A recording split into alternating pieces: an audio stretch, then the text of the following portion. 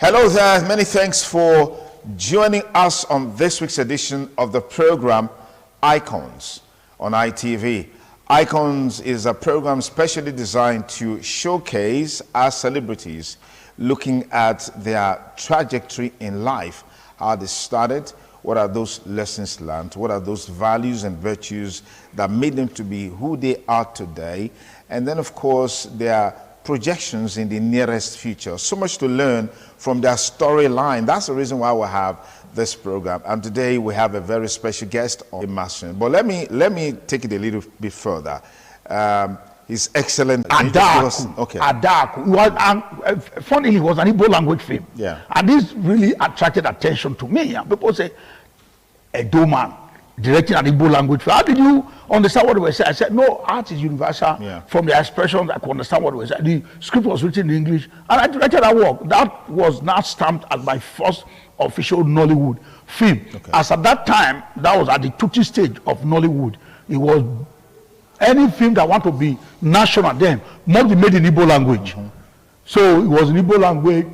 It was accepted in a way. The next one, I was caught up because of what I did in that project. I was called for Kill or Die. Then I made the year 2000. That was where we started. Who is this guy? Who is this guy? And the rest, they say, today in our story. It's interesting. Now, we've always seen this trend where locally people are established, they showcase themselves based on what they are capable of doing. Then all of a sudden, boom, they move to Lagos. Yeah, that was the story for you too. Well, all the tutti stages were here. And that is why I never forgot my root. That was why barely 4 years in Lagos, I ran here. My first major production, I brought it here. Because I got on radio here. This particular Bende Broadcasting Service and all of that. My Rachel Osebo put it. He said, go to Lagos. There's an auditioning coming up in Lagos at the PEP Reparatory Theater. Some big American theater director then called Chuck Mike was going to organize an audition for Lion and the Jewel. That was what took me out of Lagos. Then there's another letter by an uncle that says, but I told him I would come to stay with him. And he wrote a letter down and said, don't come. But I didn't get the letter my uncle wrote that don't come. And I got the one that said, come to Lagos. That's why I moved to Lagos. Mine was not just deliberately, okay, nothing happening here. Yeah, let me go to Lagos. Let me go to Lagos. No, mine was just an accident of history that paid off. Fantastic. Well, if you just join us, the program is Icons on ITV. Our guest today, you already know, is Lancelot Odua Emerson, Nollywood actor, director, producer, filmmaker who is still in the euphoria of celebrating 3 decades in the industry. Challenges. Right. Some barriers, some bottlenecks that you need to overcome. So what were those challenges? How were you able to deal with them? First was tribe, ethnic. Like I said, my first commercial film was in Igbo language. In Igbo language. And majority of the productions of those that were funding films then were Igbo merchants that wanted to make films. So there was no way they would have given money to go and make an Igbo language film. And then it's a trend. What was ready then was Igbo language movies. You saw the success of Living in Bondage, Nneka the Pretty Serpent, and a whole lot that followed then. They were Igbo language. So language, yeah, Igbo around a year. And they were not making movies in English, per se, as at that time. Until there was this, again, a reversal. People now started making English movies, then we were able to settle. That was a major thing. Which block do you go to settle that will accept you very, very well? Okay. I don't understand Yoruba. A lot of them, traditionally, were into art or productions. A lot Just of in them, the commercial aspect of it. Yes. So when this came, it became a major challenge. So you could see a long stay not doing anything, because most of the scripts that come, you also want to be in a comfortable footing where you are okay, you understand the language. Yeah, it was strenuous. I made the film, but it was strenuous for me trying to do exactly what I wanted to do. Imagine that production at Adaku. The director was Benin. The cameraman was Yoruba. So that didn't That was a major challenge. Another challenge is the acceptance. Now trying to introduce amount of money I had was to bring to Edo. There I made a Ziba. English, but with Edo background. So we didn't really get enough of our people understanding, because it was also very, it was not Bedea Castle that time. Bedea Castle, some potentials of art. For our people living abroad, their imagination of Nigeria is based on what they see. The institutions must understand the pivotal role that motion picture plays in the reshaping of mind, the remolding or molding in from ab initio of minds. It is that understanding that is missing. Imagine a place like Enugu. I was there recently, and I paid tribute to the land. On seeing me, the celebration from among people say, this man, what you did for us here, what you did for us here. But the understanding that you cannot undermine the power of government. I was in Enugu a few days back. The reception was unbelievable. And an AGG came to me and said, what you did for us in this place, this state owes you. And I said, all my fame, all the projects that defined me were made there. In my documentary, people saw patients also called paying you, but they were shocked. Peter Duce said, this man, this is the much that he did. So it now belongs on, I will say it again, we play too much of politics here. Everything is tilted towards political leaning and all of that. We must understand the pivotal role that certain individuals have come to play in the course of history and in what they are doing. Okay. We need deliberately, intentionally, the instrumentality of motion picture to reshape our society, to remold the minds, the way people live their life. So film is beyond just commercial. Government must intentionally, deliberately fund some productions that will begin to reconstruct the mind, promote our dresses, our way of life, our music, our tales that are beautiful. That is the work of motion picture. That was the intention of those that founded it. So we don't take one aspect of it, which is entertainment. What of the informative part? What of the educational part? What of also the negative, the disinformation, the misinformation, the demarketing? People complain. Are we using it to the optimum? That is where people like us stand strong in history. Look at what the Yorubas are doing now. Excavating the powers of their heroes, using the instrumentality of films and becoming global because they are going on Netflix. How many of us here, because productions are no longer 3 million naira or 30 million naira, we are talking hundreds of millions. So for the pride of our people, there are stories that need to be told. The story of Arwa, the story of the Iwai, how he came, the story of historic greats that came from here that should now shape how we think and do things. That we are not completely, look at the power, how Invasion 1897 struggled with a narrative that has been embedded in the world over time, that Benin offended and there was a Benin punitive expedition until that narrative of invasion came into board. I was on TV like this in the UK, Ben Television, when Dr. Walker saw it, that led to the return of the first two Egogo and whatever. That is the power of motion picture, and we are not taking it. We need to remake our society. We need to re-beautify our space, and what you watch is like what you eat. It defines you. Thank you so much for being who you are, for the impact that you've made, and congratulations one more time. That's our package for today and this week. Be sure to join us next week, same time on the program Icons. I'm Sonny Duke Okosun, wishing you a great week ahead. Bye for now.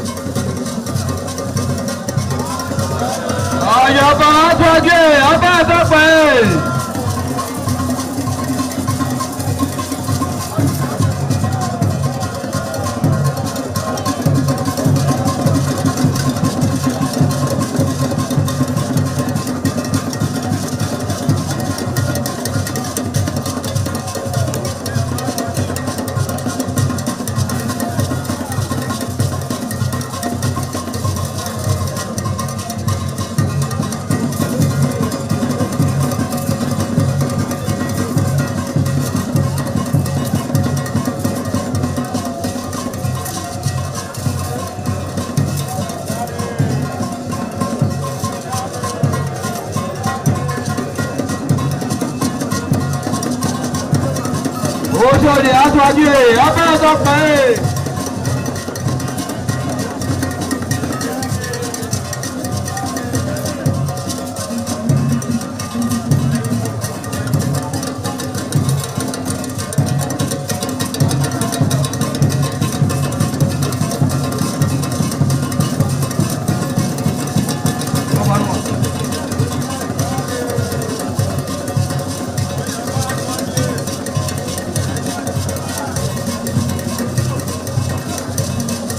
Àyàbá sọ́kè abẹ́rẹ́ tó pẹ́ ẹ́.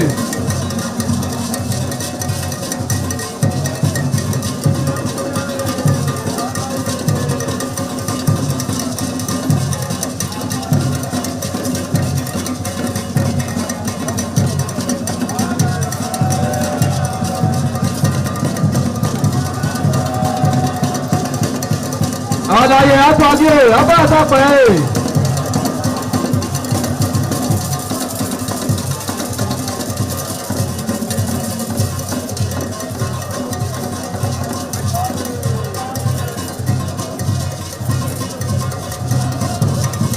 Ẹgbẹ̀túwà.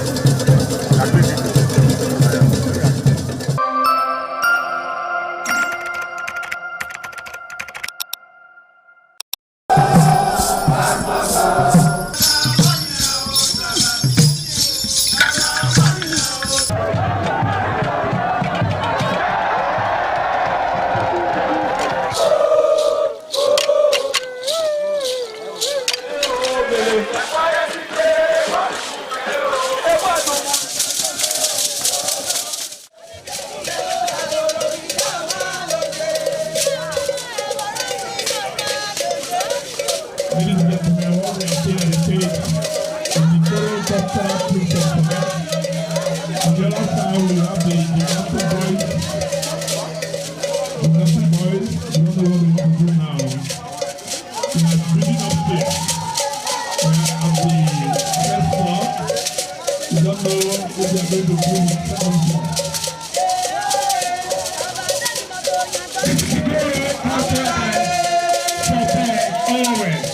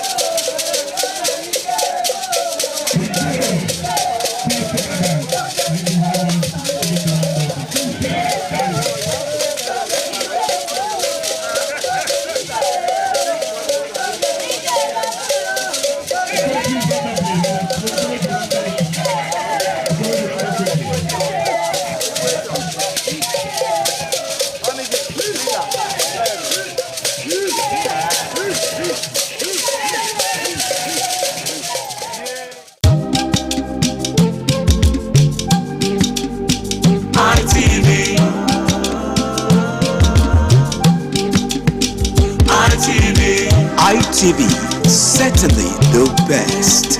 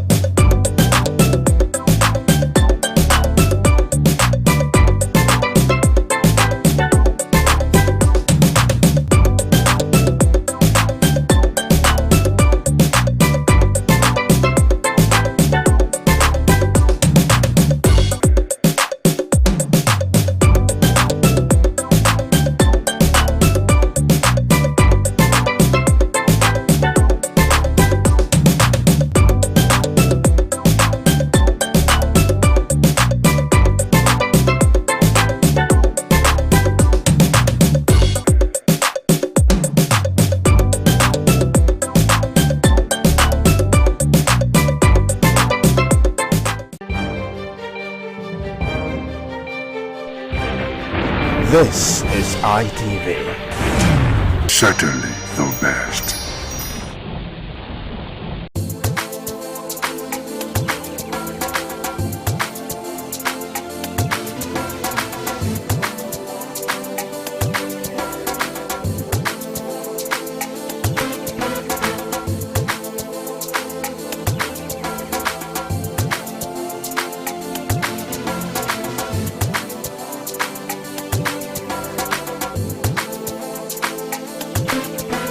Behind the glass doors of cold rooms and freezers lies a major source of protein for many households. Frozen chicken, turkey, and fish have become common food items in homes, restaurants, and food businesses across the country. From importation and storage to transportation and final sales, frozen food pass through a chain that is highly dependent on electricity, fuel, and efficient handling. Any disruption along the chain often reflects to the final price paid by consumers. On this edition of Market Survey, we examine the current prices of frozen chicken, turkey, and fish, the factors influencing their cost, and how traders are responding to the market conditions. Frozen chicken, turkey, and fish are largely sourced through importation and large-scale distribution, making their prices sensitive to several factors. Traders explain that costs related to import duties, foreign exchange, transportation, and storage play a significant role in determining market prices. Cold room operator says the cost of running generators has increased as frozen food require constant power supply to prevent spoilage. Fuel expenses, maintenance of cold storage facilities, and logistics all add to operational costs, which are often passed on to consumers. At the retail level, traders price frozen items based on size, weight, and type. Prices can also vary depending on supply levels and consumer demand. During the period of high demand, such as festive season, prices tend to rise, while lower demand often leads to slower sales. Consumers say frozen chicken, turkey, and fish remain important protein sources, but prices changes have affected buying habits. Many buyers now opt for smaller portion, cheaper alternative, or less frequent purchases in response to rising costs.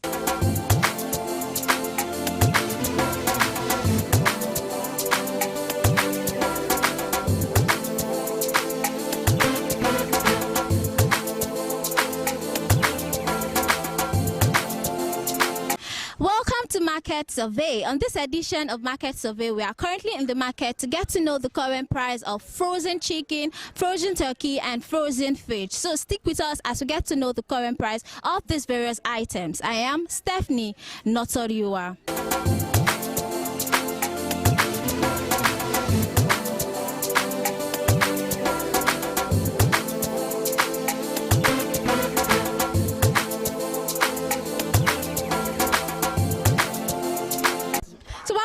Chicken and turkey day for market now, the price is not come down. Yes, it don't come down. So how much until they sell kilo for chicken? No, they sell on 6,000. Chicken wings they sell on 7,000. The turkey na 9,500. How much until they sell on before? Before turkey na 10,000, chicken na 7,650. But it don't drop now. Chicken wings they sell on 8,000 now, but now they sell on 7,000. It's when it drop. Don't they go like a month now? So how much are they buying for cattle? So that cattle until they carry. They buy carton 55 for chicken. The turkey now they buy 90. How much are they carrying before now? For the chicken? For the turkey. What of the chicken? Chicken they buy 65. You see corner pass it? Yes. I don't get believe say go corner pass them. Nobody say not guess it, but I guess this time around go come down. Now this they change this.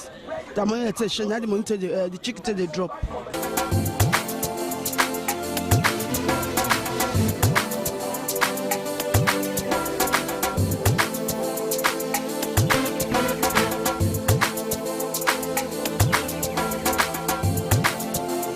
Before they sell on 5,000. So that's 6,000 at the last price now? Yeah, this is on last price. So how much until they carry give this carton, this small carton?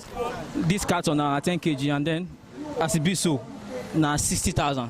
Some people will give you 62,000. So depending on how the price they come for them. Yeah, so that's what it be. How much until they sell them before? Before they sell on 50,000. So it don't increase now? Yes, they increase. So what about turkey? How much they sell kilo? Kilo now for turkey now 9,000. Before now 8,075. So that means it does still go up. Yes. How much did they say the carton? The carton are 90 for now na 90,000. We say no they frozen, we say no block. And the one we say it can't block. Like the price is the difference if people want buy and they'll say this one no block. Not the same price. Not the same because if you sell at a lower price, now with that loss, a huge loss.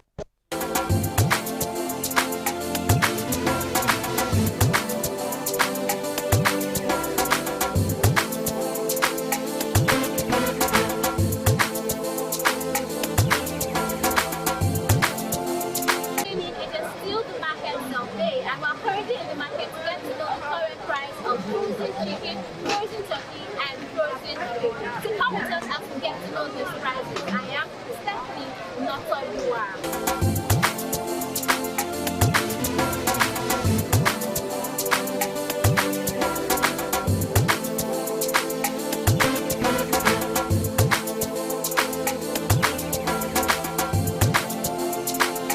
How much are they sell Scooby fish now? 1 and 4,000. 4,000 naira. Before we dey sell 1,500, 1,000. But now it can't even go past. This must be 4,000 naira. One carton at 198. 198,000. Then at 200 now. How much did they carry before? Before, it never reached 120. 198 for one carton. Say we carry 150. 15,000. But now 95,000. Get another type of Scooby and solo. I know they said that one. Now let's Scooby and they say. So but that one still there on the high side? No, that one they cheap but not the sweet. That one they cheap but not the sweet. Some make us not the seller. Till 150, we fit manage am. You buy one fish like this 4,000 take cool soup. Now wasting our time now. Because before a ton soup it don't break. Before it not be like that.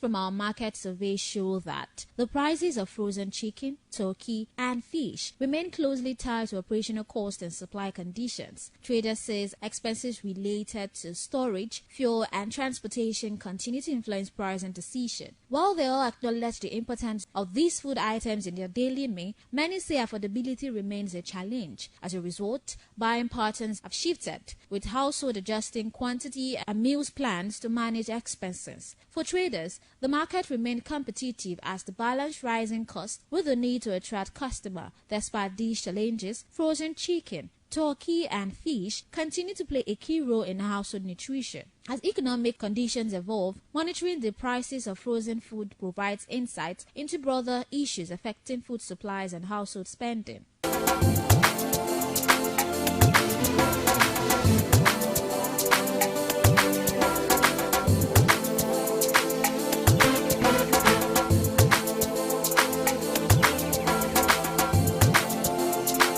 Traders report slow patronage, explaining that while goods are valuable, consumers are more cautious with spending. The balance between keeping frozen food affordable and covering operational costs remains a daily struggle for sellers. As market activity continues, the price of frozen chicken, turkey, and fish serve as a reflection of broader economic pressure affecting food supply and household budget. For now, traders continue to adjust to these realities, navigating a market shaped by rising costs and changing demand. Sellers explain that frozen product requires uninterrupted power supply to prevent spoilage. As a result, operators depend heavily on generators, making fuel cost a significant part of their daily expenses. These costs, combined with transportation and market levies, continue to influence the final price paid by consumers. Despite the availability of frozen chicken, turkey, and fish in the market, patronage remains slow. Traders say many customers now buy in smaller quantities or reduce how often they purchase frozen food as they try to manage limited household budgets. For traders,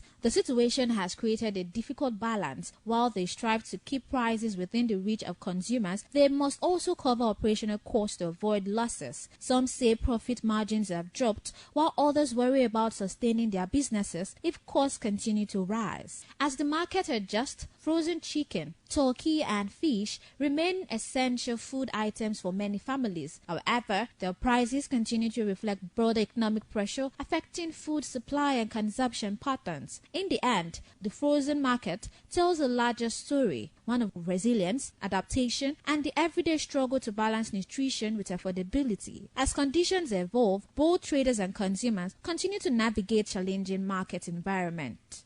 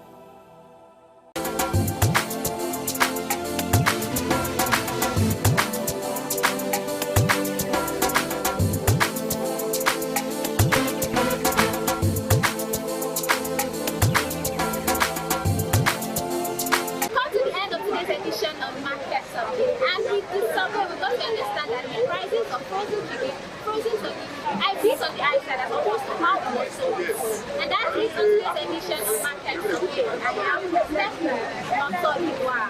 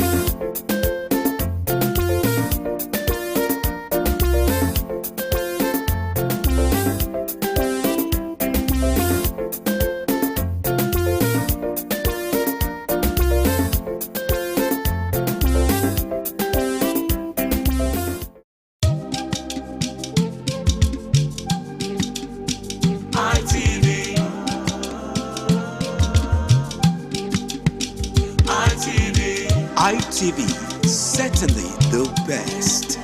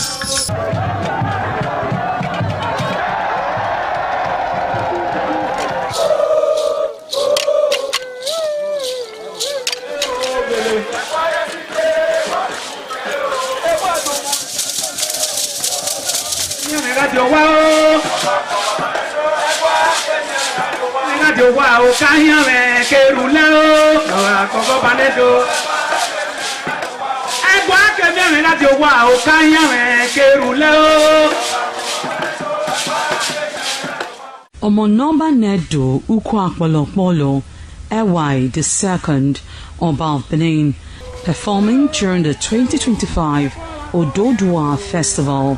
Ododua Festival is unique as it was organized in honor of Ioba Omoni Hwoyeme, Ioba Ewai II, as part of activities for her burial rites. The rich traditions and cultural heritage of the Benin Kingdom was showcased when His Royal Majesty Ewai II engaged the floor to perform during Ugie Ododua in the palace ground in Benin City. In the dance performance, the Ogbelaka Royal Drummers supplied the needed impetus and rhythm for the dance.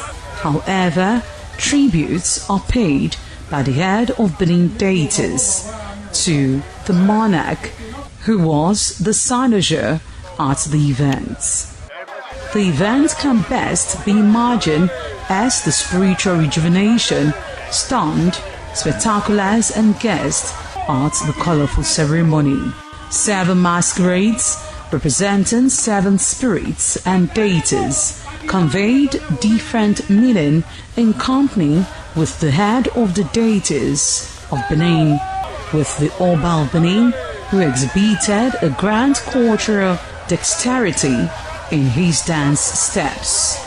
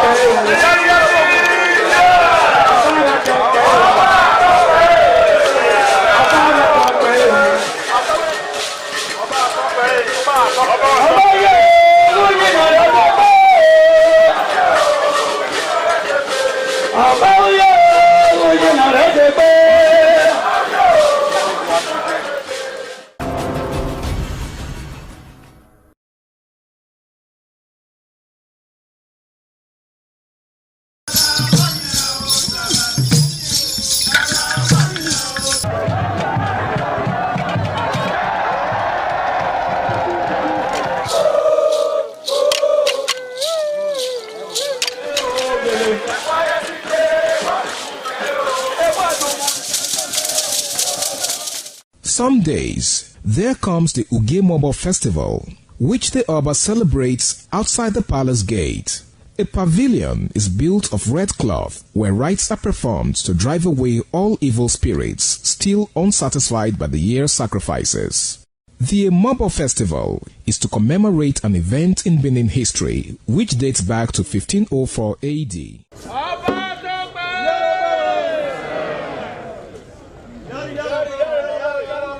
Yari yari, Ọba Tope.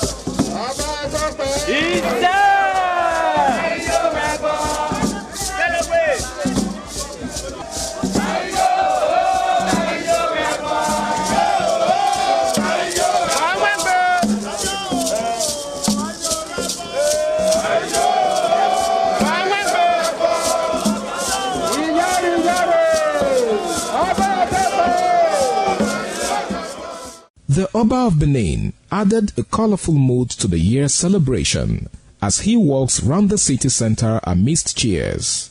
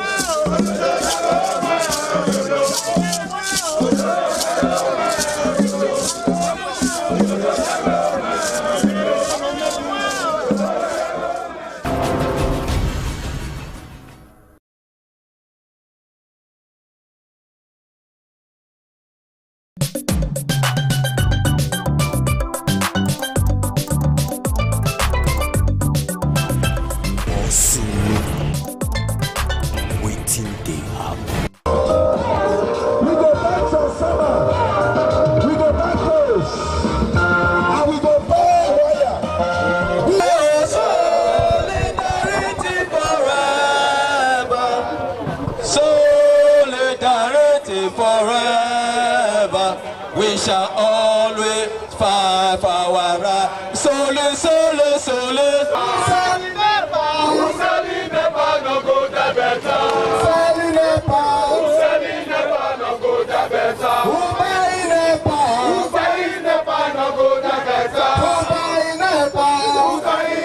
No go da better. Since my papa told me, I never see this country.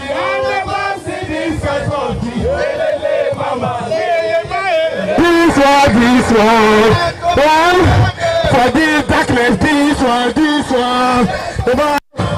Edo people, this one, Niger Delta, this one. Ilego, this one.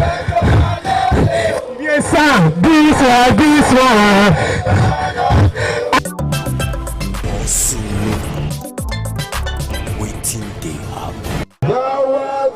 Organized Edo against BEDC. However, anywhere you there for Nigeria, they watch us. We must continue to thank everybody.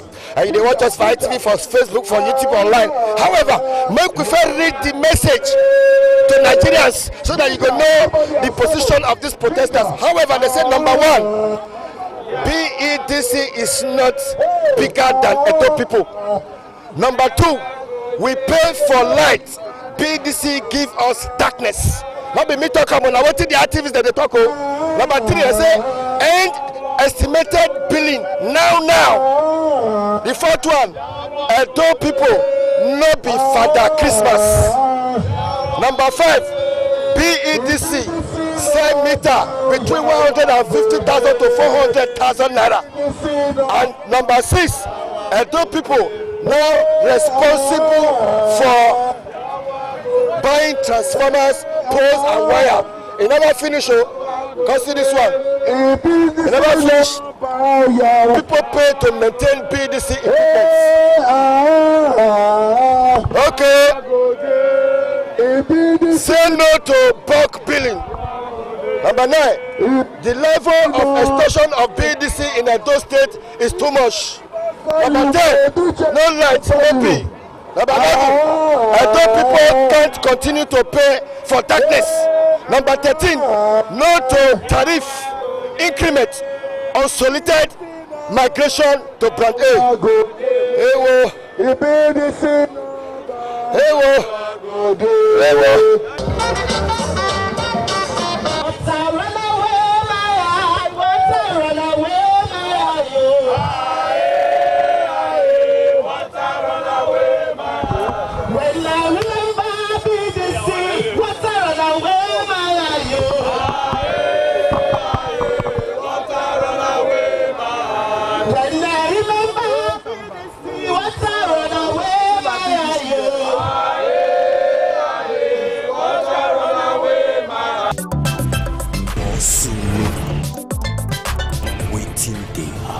This light matter so the way it affect people around me, it don't affect so many businesses.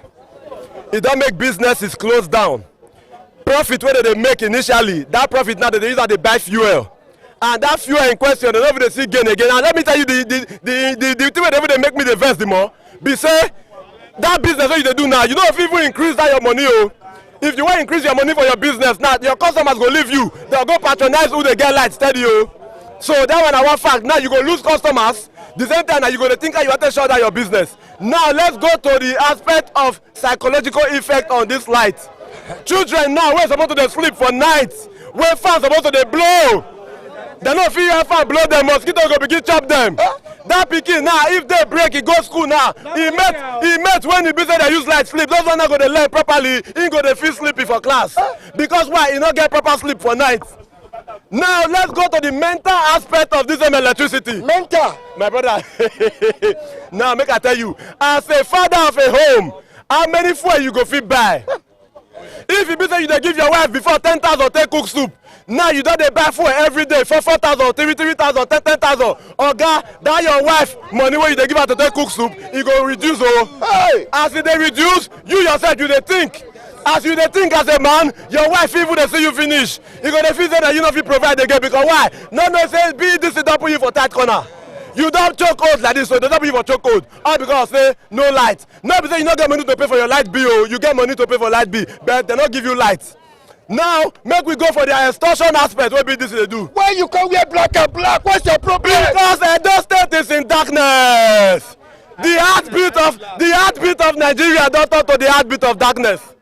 Okay, now go to the one where you want to talk, so the billing side now. Okay, now for the billing side, imagine say you did darkness for 3 weeks, 3 good weeks. Then the 4th week, NEPA will come flash, NEPA will come, man, BEDC will come give you one's view, bam. As they give you that one's view light, you will come visit, but they don't give me light too. Okay, 3 days later, they can't drop B for you. They will go drop bill for you for a light where they will make flash for your eye when you see once. And that bill where they go drop for you, either from 10,000, 15,000, 20,000. Okay, may I shock you? As an area journalist, I don't follow this like good. BDC say now their own responsibility. Okay. To repair any transformer. Okay, good. Any pole. Good. Any wire. Good. Where care for, and if oil short for the transformer, good. Now them right to come repair them. Not be your right to donate money. That's fact. But the truth be say that same right where they tell them that they are right to repair. So if you go meet them now, they go tell you say they want write letter. May they give head office, may they approve. My brother, that approve you go there, your grandchildren self go there with the old. That approve and then you wait for. As a thought on so BDC, me now victim of BDC. BDC cut my lights. They cut my lights, say they will be for my house. I know they will be. Me when they see me they do video, I never talk am because you know why? That one a personal fight between me and those people. I keep her from one corner. They say they will be not be me use lights. According to next standard, National Electricity Regulatory Commission, they say you are not obligated to pay for what you did not use. That is what is in the law. You are not obligated to pay for light when you don't use. But BDC office go tell you say, man, if I wait to negotiate them, may they just give you part of the bill. May you just pay and may you forget your peace. Enough is enough of those madness. Let me keep wear black and black. At the man they don't stay darkness. At the man BDC because you know why BDC go so come out for this stage. Drop your comment, share them, and make you the like them.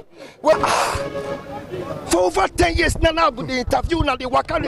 Not small. Many people say Agbode. Yes, temata. Bam. Are you aware that BDC say now their own responsibility to repair transformer, to put oil for the transformer, to buy a pole, to replace the pole, and to repair wire and everything to maintain anything because now them they give you light. Yes. So what's not your problem? In fact, BDC now lie.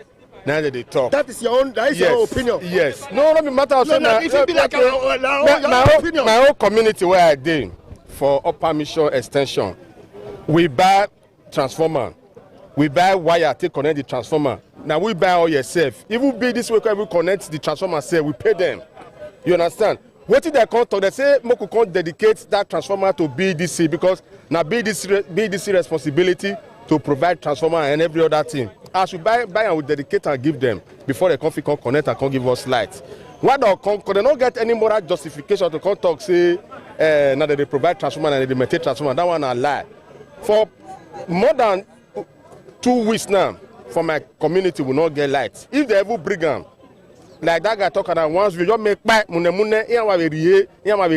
than a minute, they'll just take them, bang bang. Now so the thing be, we don't feel in fact we don't buy fuel tire till they pump, till they get water because without fuel or without solar, you understand, you know if you get if you pump your ball, you understand. So we they pay for lights, we they get darkness. You know, say Edo is shining, but because of activity of BDC, beneath kingdom, not to the kingdom of darkness. You understand? That is why we say we will come and light now we need. If government feel break the monopolistic philosophy of BDC, way forward? Yes, what is the way forward? They should destroy the monopolistic philosophy of BDC. What did I want to be? Maybe say other people will come invest in the electricity sector, so that competition will come there. If competition there, the coffee provide quality services to other people. Now we want all we need the nitty-gritty of our protest and all the grammar we they speak since now be saying a light. Now we need. If we get light, we'll feel they pay anything they say we will pay. As now the protest now the governor come. Yes. How was the feeling? No. In fact, now solution now we want for this protest. Instead of us to go, they continue to the waka for streets where we say to some extent woodlands we can go like that. And governor just come. As he pass, he just come. He just address the issue. I say I give kudos to the governor where he come to address the issue. All we need to do is to follow up with the governor to make sure say yes, what he talk, he do everything we talk, he come to pass. You understand? We not get any vested interest. The only interest we will get now make we get light. Waiting they happen.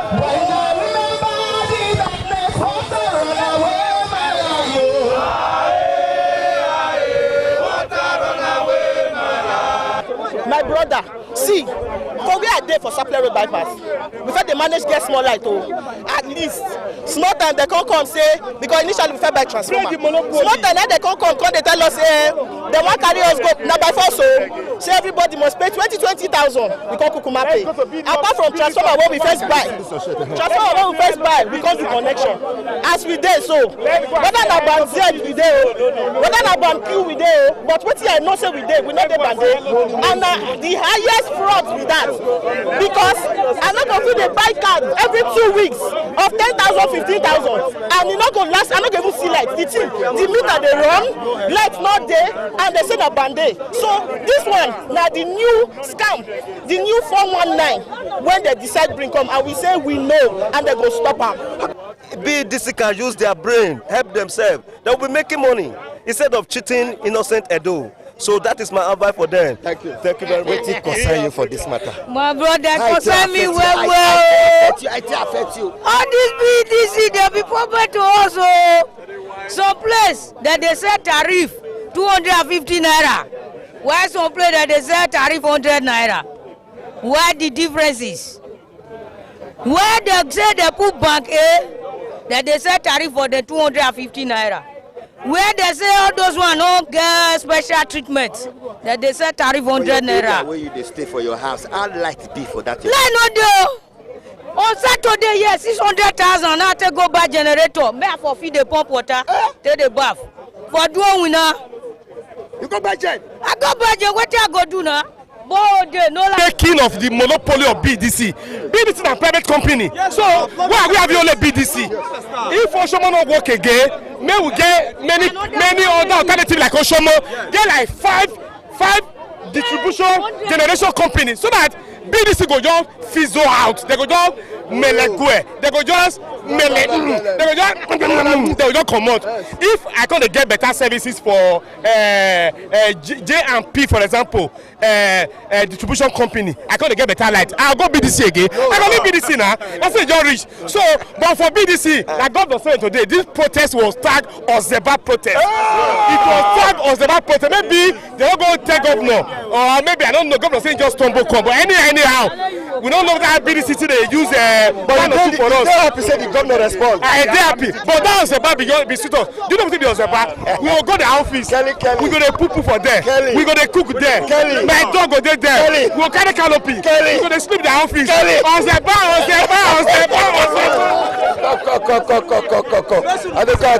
talk to you. Okay. Read your shirt. BDC now synonymous to darkness. Yes. Not be today I don't see you. Come hope and not get you. Now, you don't tell me. What happened? Over 10 years, now they fight BDC. Now they fight for egalitarian society. Now they fight for the betterment of Edo State. Now they fight to liberate Edo people from the shackle of darkness which BDC are brought to the people perpetually, deliberately, which working. We are tired. So what is the solution now? The only solution now be say God don't talk now. God will bless you. Don't talk am. He said, "May we break the monopoly. May we bring many investors come. May we come build power plant here, build many power stations here, so that competition go down the market." Okay.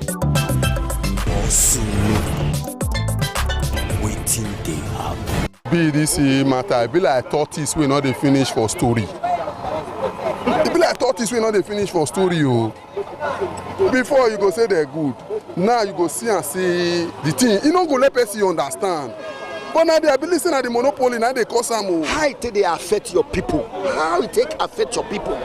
Now be the cocoa. We need to know how they affect the people, because some people don't talk say that they pay for transformer, that they buy pole, that they pay for the services. First, the total darkness is the grand economic activities, businesses for this country and for this state.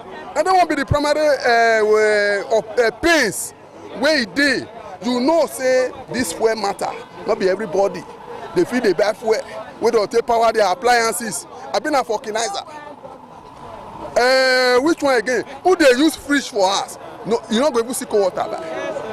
And many people now solar they don't put for their house now. And to put solar na million. Okay. If to say government fee reduce import duty on solar, They want to go help.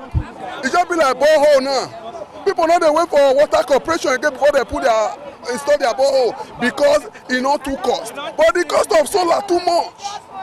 That is why solar will go carry a refrigerator.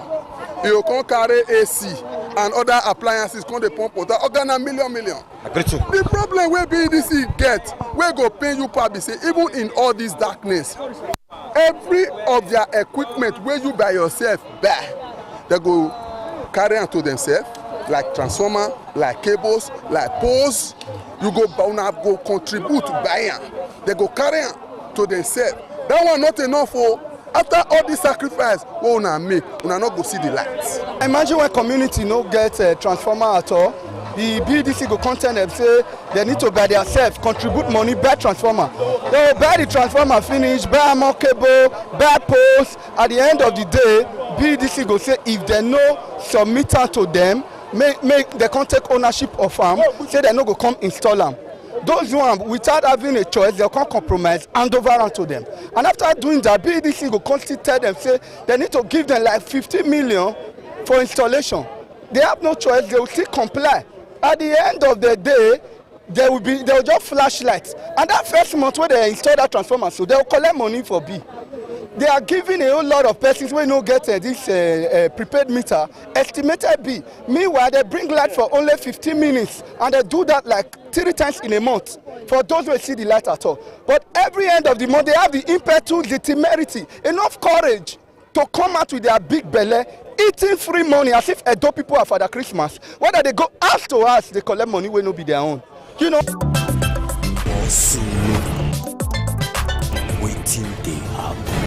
Because of the matter now, the executive governor of Edo State, Senator Monday Okpewolo, he don't come now come answer these protesters because of this light matter. Anywhere you do for Edo, Nigeria they watch us. You must continue to drop your comment, just the show them. Light matter. Edo people say they don't tire, but His Excellency Senator Monday Okpewolo, he don't show. He said no go fit in, no go fit there, making people they suffer, but he won't talk for the matter now. That by the governor of Edo State, Senator Monday Okpewolo, he don't show to put mouth for the matter. Why not? Respect, sir.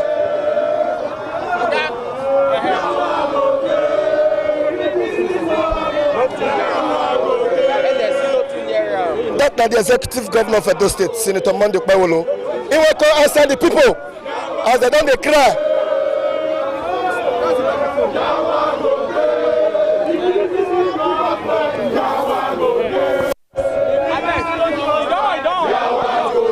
Thank you.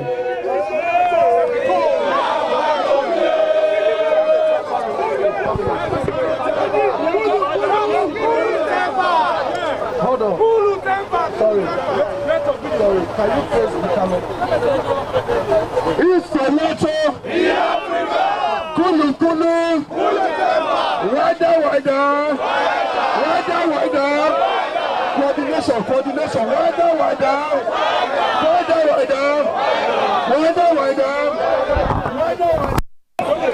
Very distinguished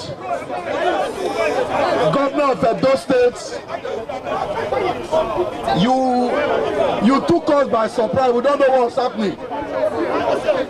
This is Edo people across the states, and we are set for a protest, a massive protest.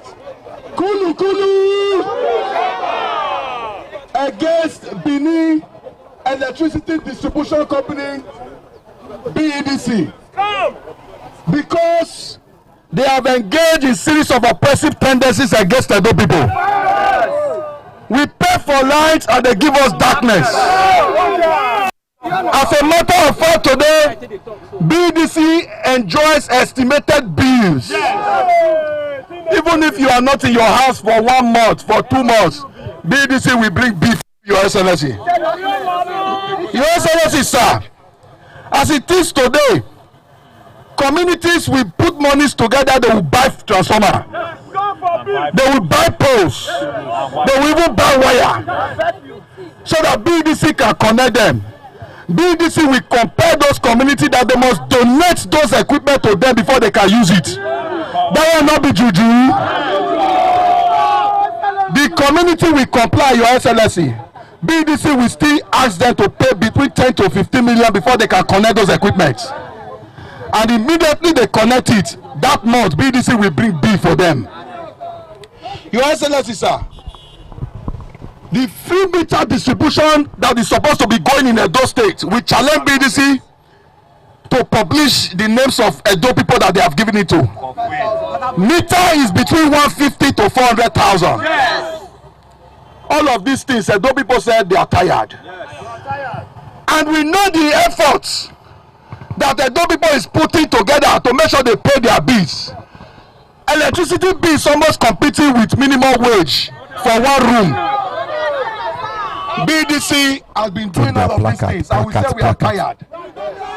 The reason why we are out today, we wanted to evaporate from this place and condense in BDC office and occupy that office so that while Edo people are losing their thousands, BDC will be losing their billions. We look back and we surprised that the governor of Edo State suddenly entered here. Maybe you want to join us in this protest. And we'll be very happy. We'll be very happy if you join us in this protest. That is why we are here. In Soweto. Thank you very much. His Excellency will respond to you. Thank all of you. I was just passing by, I saw people gathered in this place. I was trying to find out what the issue is. They said, yes, you people are protesting. I said, yes, we are all youth.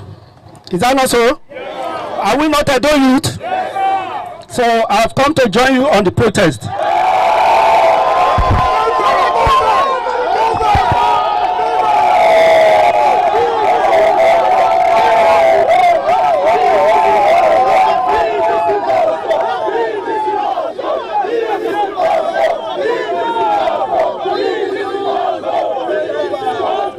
Kulu temper. Kulu kulu. Kulu kulu.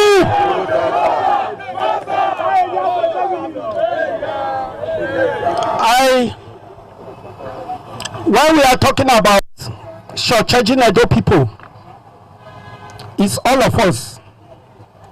My father in the village, your mother in the village, my brother in the city, and you and all of us that are standing here. Is that not so? Now, the frustration, why are they trying to frustrate Edo people? I want you to listen very well. There are people that own BEDC. It's not government-owned property. Even though Edo State, Ondo, Ekiti, Delta, we have stake, but it's just very small. The percentage is very small. So we do not have control over BEDC. So I want to let you know that the only way we can fight them is to bring stakeholders into this business of distribution. I want to let you know we will break monopoly. And that monopoly does not belong to one man. So how do we do it? We have to operate like the way telecom operates. Bring in different stakeholders, bring in different companies so that we can have life. We can have alternative. I want to say a big thank you to all of you. Civil society people that are here. I can see Besulu. I can see a lot of people here standing here. So Besulu, you have to tell people because I know you can report very well. Okay. This one no be Tinubu problem.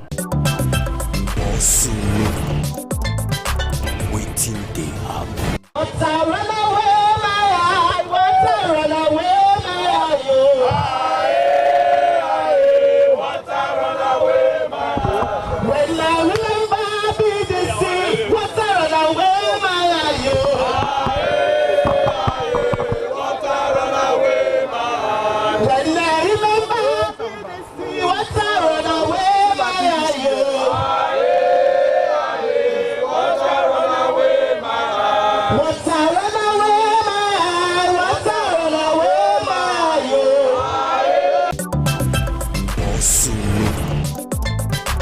Waiting they happen. Waiting they happen.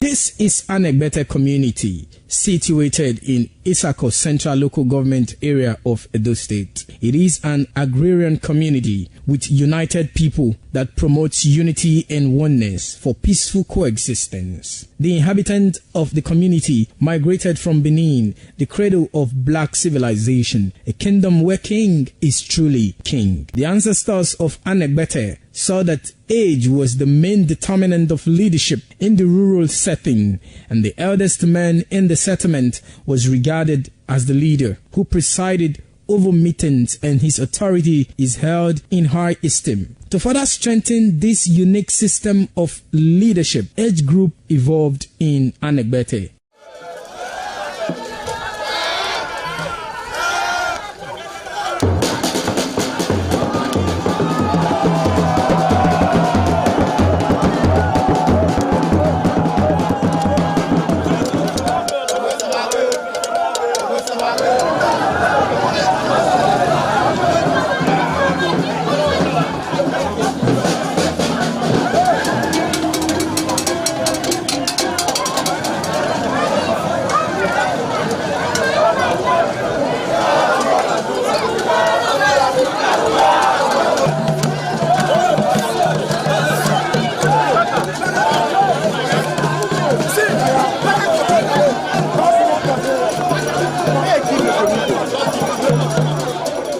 In Anegbete, age group is categorized into two, that is the common and the noble. Anegbete is rich in cultural heritage, as the community at noon saw the commitment of the festival with the first set rolled out in beauty colors to showcase their might and strength, indicating their feet and ready for the responsibilities behold on them. The streets in the community with a feed up of young men and women adorned with the festival. Later, the royal family takes the stage as their children fight out royally and work in the community to showcase their might and fitness.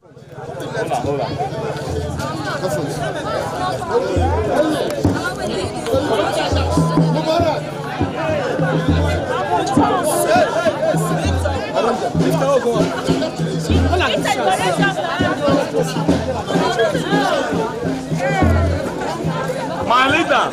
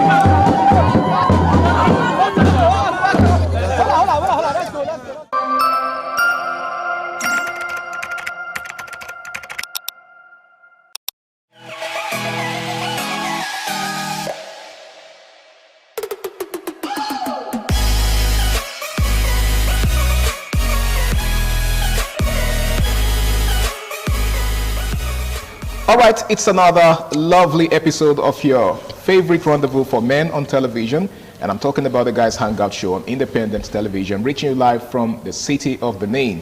Yes, of course, it's always a pleasure to have you join us on this show because on the Guys Hangout Show, we have very important issues to discuss.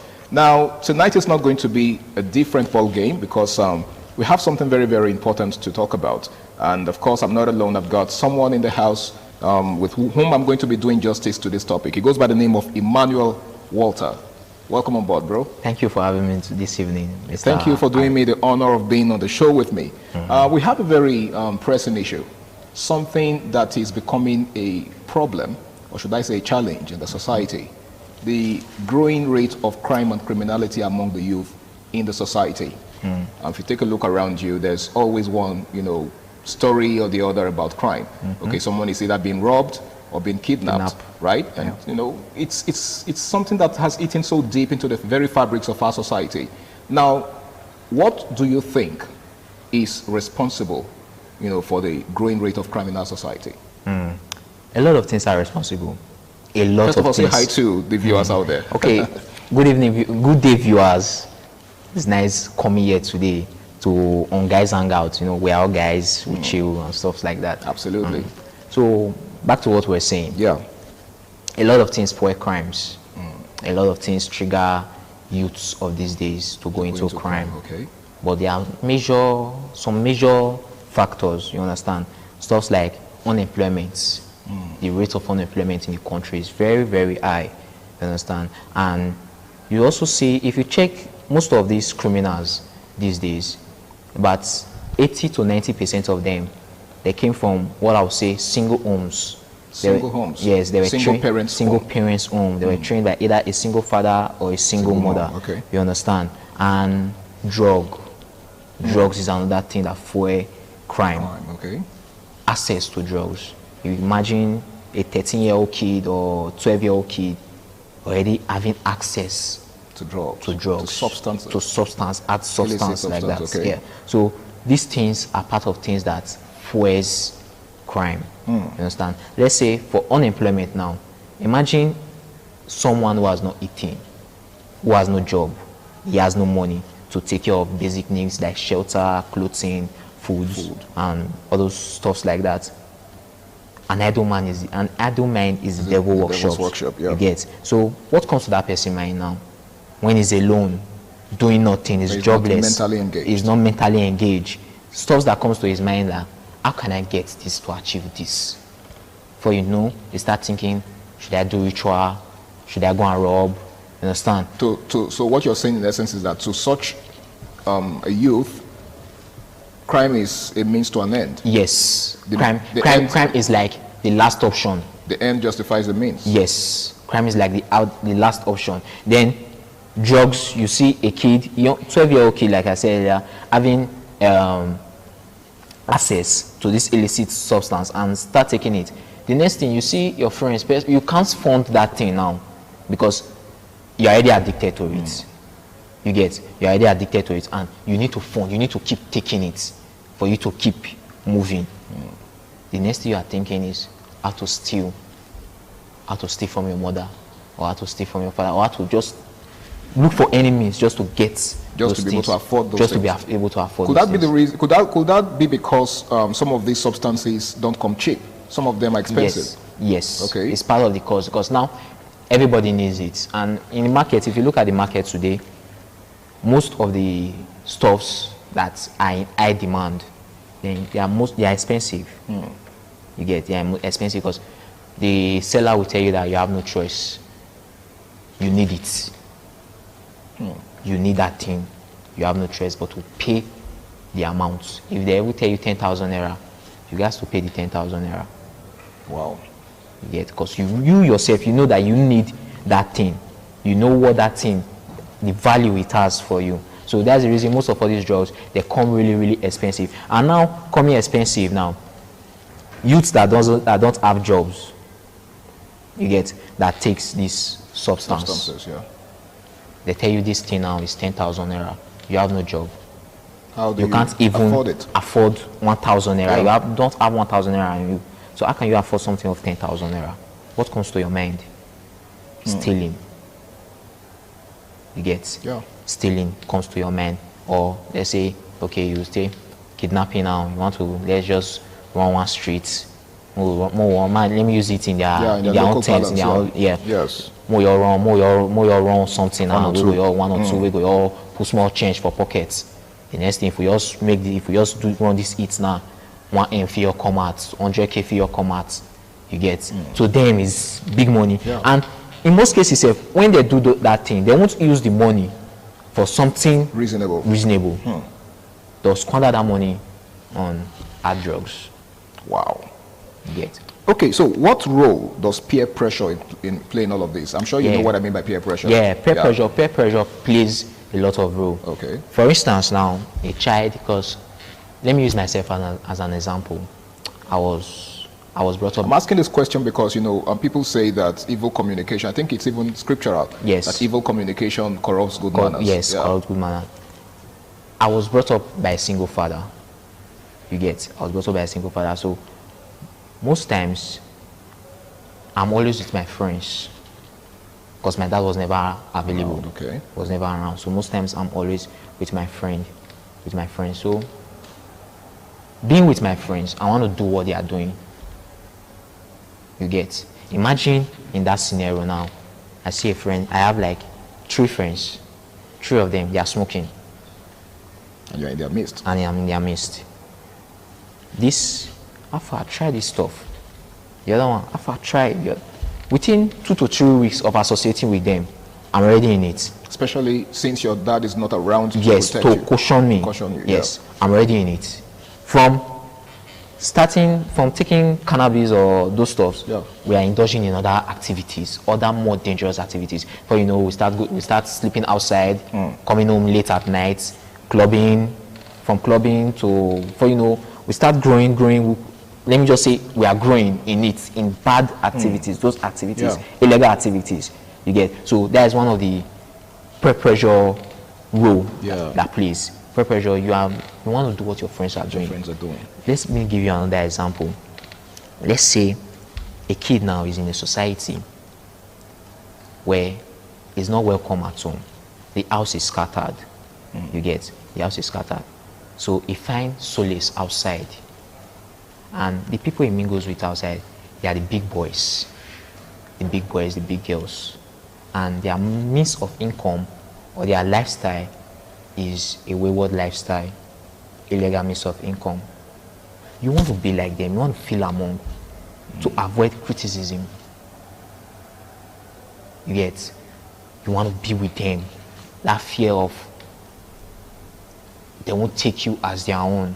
You don't want to be left out. You don't want to be left out. Thank you. That is one of the role peer pressure play. Okay, let's talk about poverty in all of this. Poverty has been known, to be a major, should I say, driving force for crime and criminality. A lot of people that go into crime always, cite poverty as an excuse. Some of them will tell you, they can barely survive. Apart from them, unemployment is, closely linked related to poverty. But you see, beyond unemployment, some people are just poor. They are in abject poverty. And for them, crime and criminality is the only escape route from poverty. What do you make of that? Yeah, poverty, unemployment, poverty, they are related. You get? But there are some set of people, they were born poor. Okay. They worked their way poor out. Background. Okay. Yes, they came from poor background. They worked their way out of poverty through legal means. Legal means. Legal means. So you're saying, in essence, is that you don't have to, take to crime or criminality to break out of poverty. To break out of poverty, you don't have to. So those people that tell you because they are poor, they are just looking for an excuse. Looking for an excuse, or they are lazy people. Let me say they are lazy people. You get? They don't want to work hard. They don't want to go through the legal source. They want a quick, okay, now let's say social media.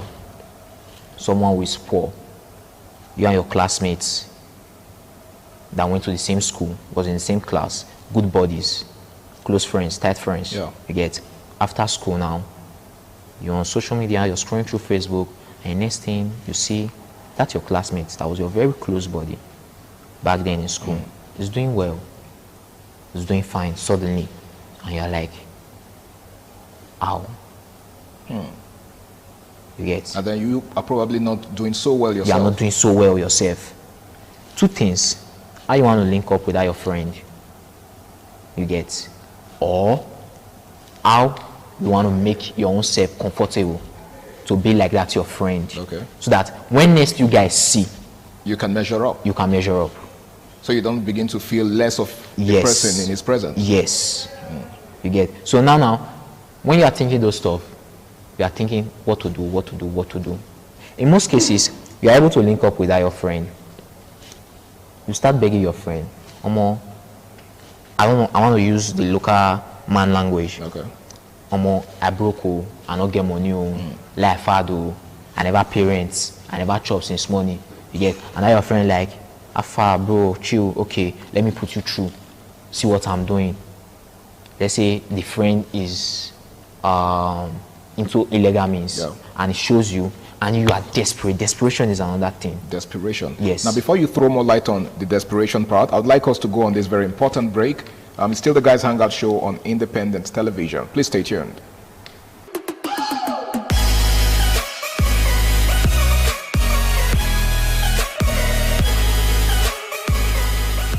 All right, welcome back. It's still the Guys Hangout Show on Independent Television, and tonight we're discussing the rising spate of crime and criminality in our society. And I've got Emmanuel Walters right here with me to discuss this. Now, before we went on that break, Emmanuel, you were talking about desperation as a factor, responsible for crime and criminality. Yeah.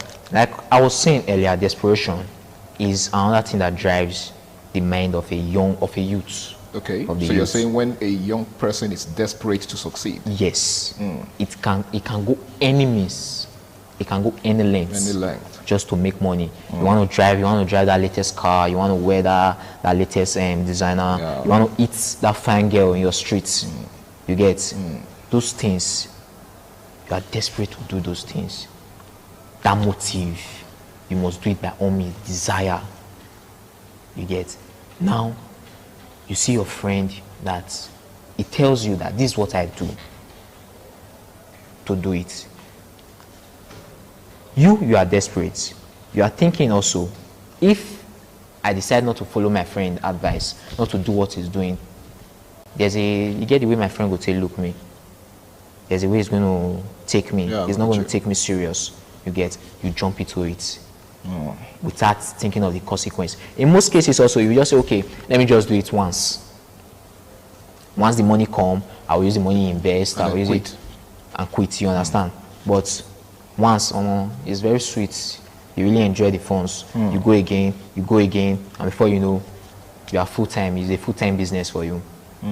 That's it. Okay, so let's take a look at the government's role in all of this. Because we can't talk crime and criminality without examining the role, or should I say, the action or inaction of government, as regards this. So what do you think the government isn't doing right? A lot of things the government isn't doing right. I will say this in my terms. The youth are the symptoms. The government are the disease. You get? Because in many cases, I'll break it down for you. I'll give you 2 examples. Now, there's an election coming up. This government now, they want to rig the election, the country system, the system of the country. They give arms and ammunition to these youths who are desperate to make money. They give them, they just put small change in their pockets, to this. Now, those youths, they have done what they were asked to do. What they were paid to do. What they were paid to do. The government forgets about them. Imagine a young man who has a gun at home, that hasn't eaten, that hasn't paid his house rent. His wife and his kids, they are looking at him. You get? Expecting so much from him. And he has a gun under his bed. What do you think his next move will be? To go out in the night with that gun to rob. Another scenario again now. Okay.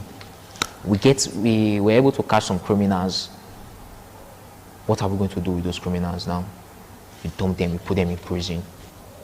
let's say you caught an 18-year-old kid, you put him in prison.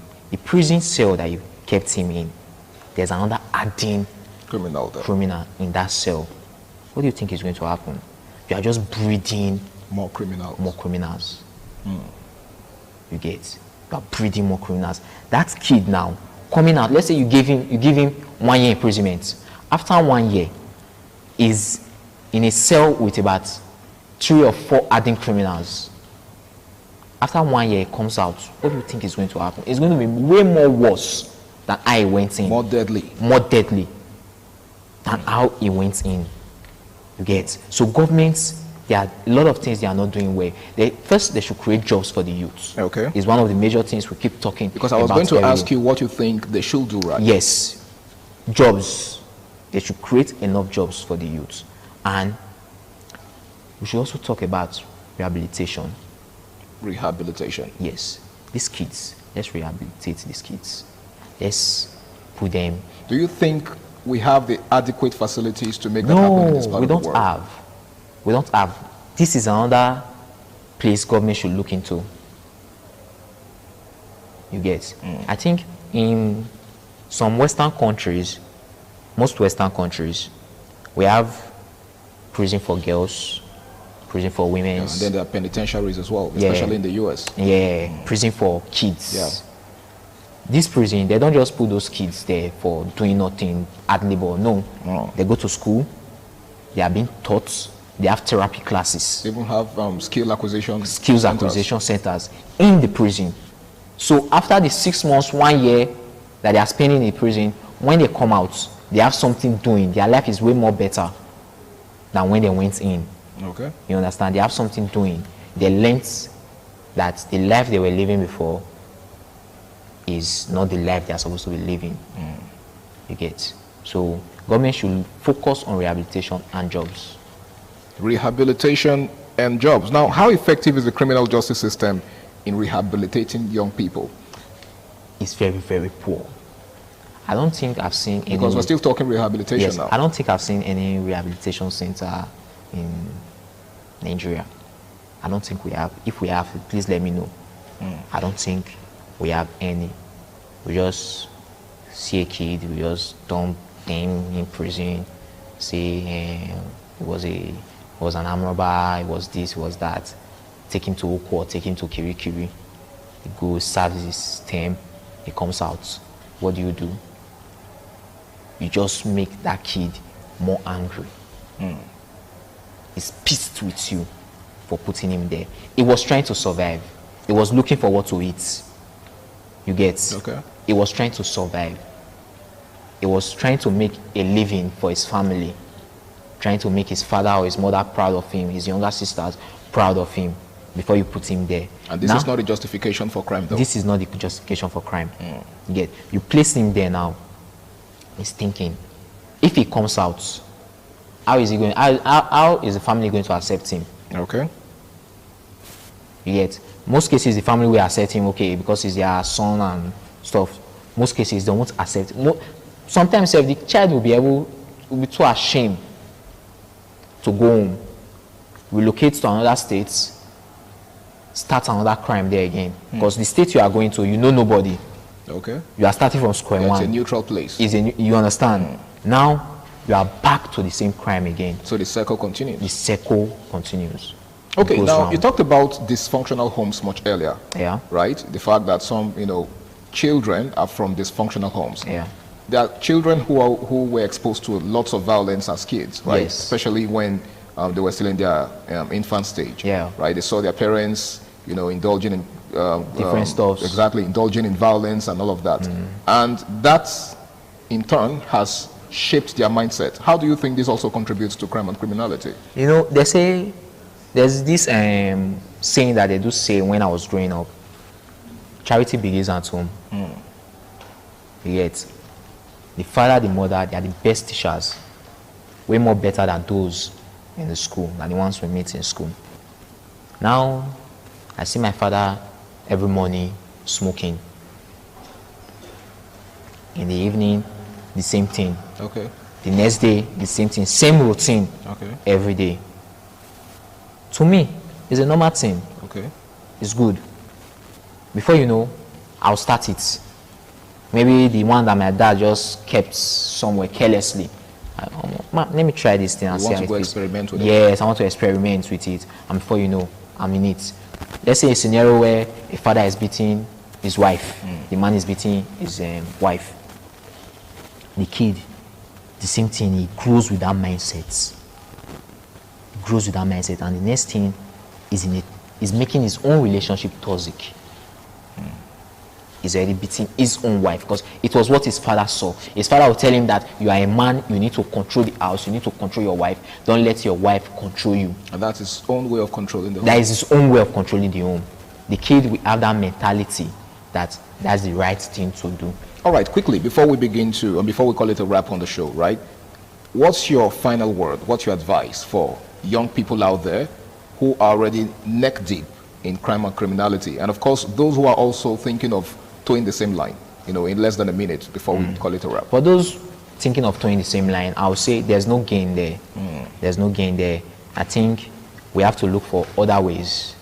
They have to look for other ways. Legal ways to survive. Because most of the factors driving, the major factor driving this thing, they want to survive. Survival instinct. Yes, survival instinct. So they have to look for other ways to survive, legal ways to survive. And the government, the family, the church, the society as a whole, the community as a whole, they have a major role to play in this. All right. I actually do wish we had more time on this show, but you've done justice to this topic, and I must say a very big thank you to you, Emmanuel Walters, my pleasure, for being on the show with me. It's been the Guys Hangout Show on Independent Television, and we'll be taking a look at the growing rate of crime and criminality amongst the youths in the society. Well, crime is a menace that needs to be stamped out of our society. Well, I think that responsibility doesn't just lie on the shoulder of one person, but it's something that we must all rise up, to stamp out of our society. And that responsibility must be taken up by, both the citizens and the government. And the bulk of the responsibility lies on the shoulders of the government. Well, it's been an amazing show so far. My name is Harry Aigboje, and until I come your way again, same time, same station next week, do the right thing, stay out of trouble, and bye for now.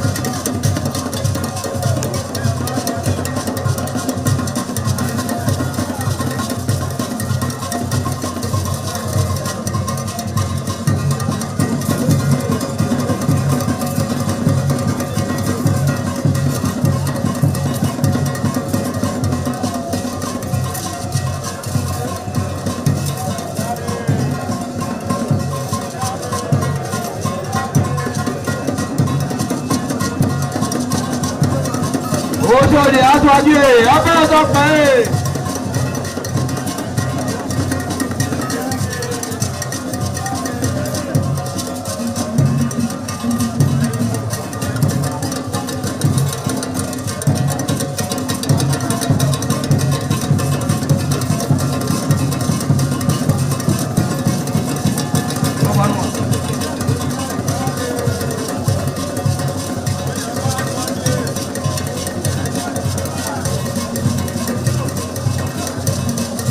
Ayaba Atwaje, Abẹ́ẹ̀dọ́pẹ́.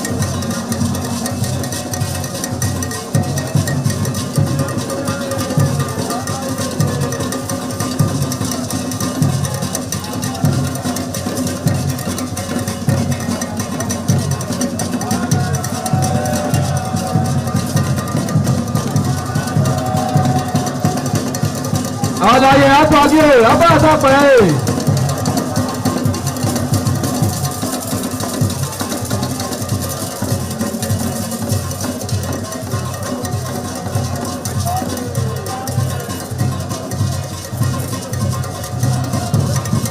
Ẹgbẹ̀júwà.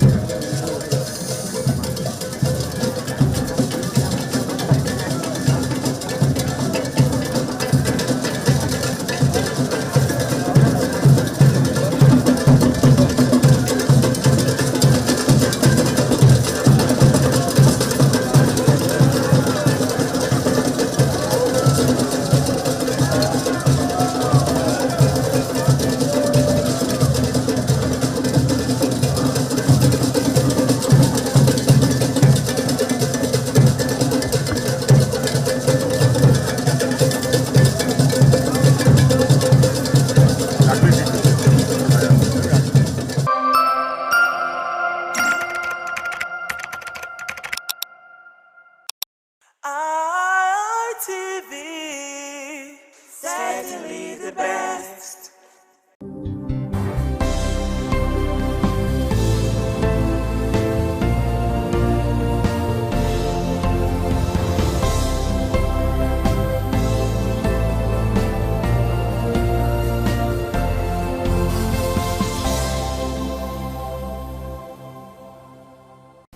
All right, it is another wonderful time on your television on the program African Discuss, and a very good afternoon to you. My name is Evan Sunokuge. You're welcome on the program. Well, the world is agog with activities and, of course, with stories and reactions and counter-reactions. Talking about the death of the former supreme leader in Iran. So that's, the way that an average Iranian refers to him. We're talking about Ayatollah. And we have seen the, reactions and counter-reactions, like I said a while ago. And the fear is that what will it portend for the world, for the globe, and also for continents of the world. As we speak now, we understand that most flights have been banned into the United Arab Emirates. And the big question is, what is really going on in the Middle East, as it were?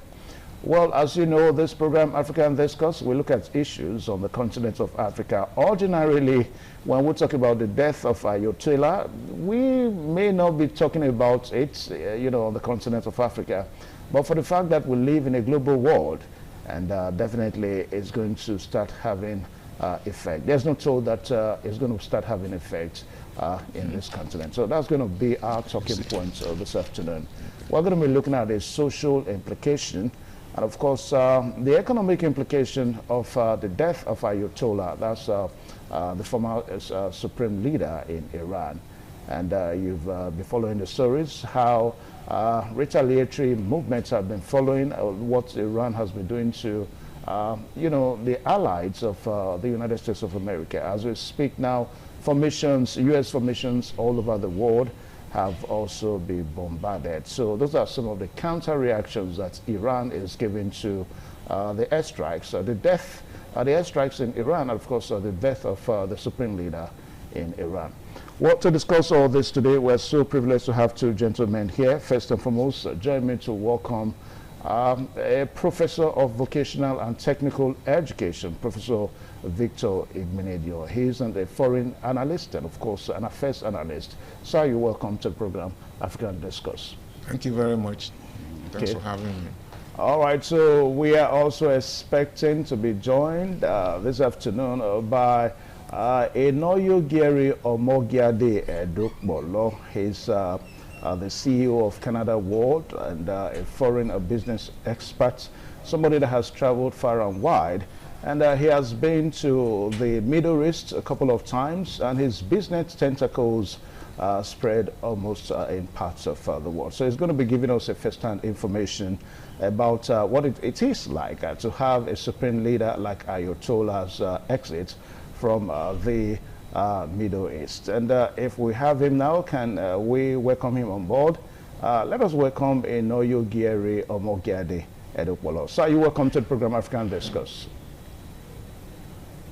Okay, we're still expecting to have him on the program.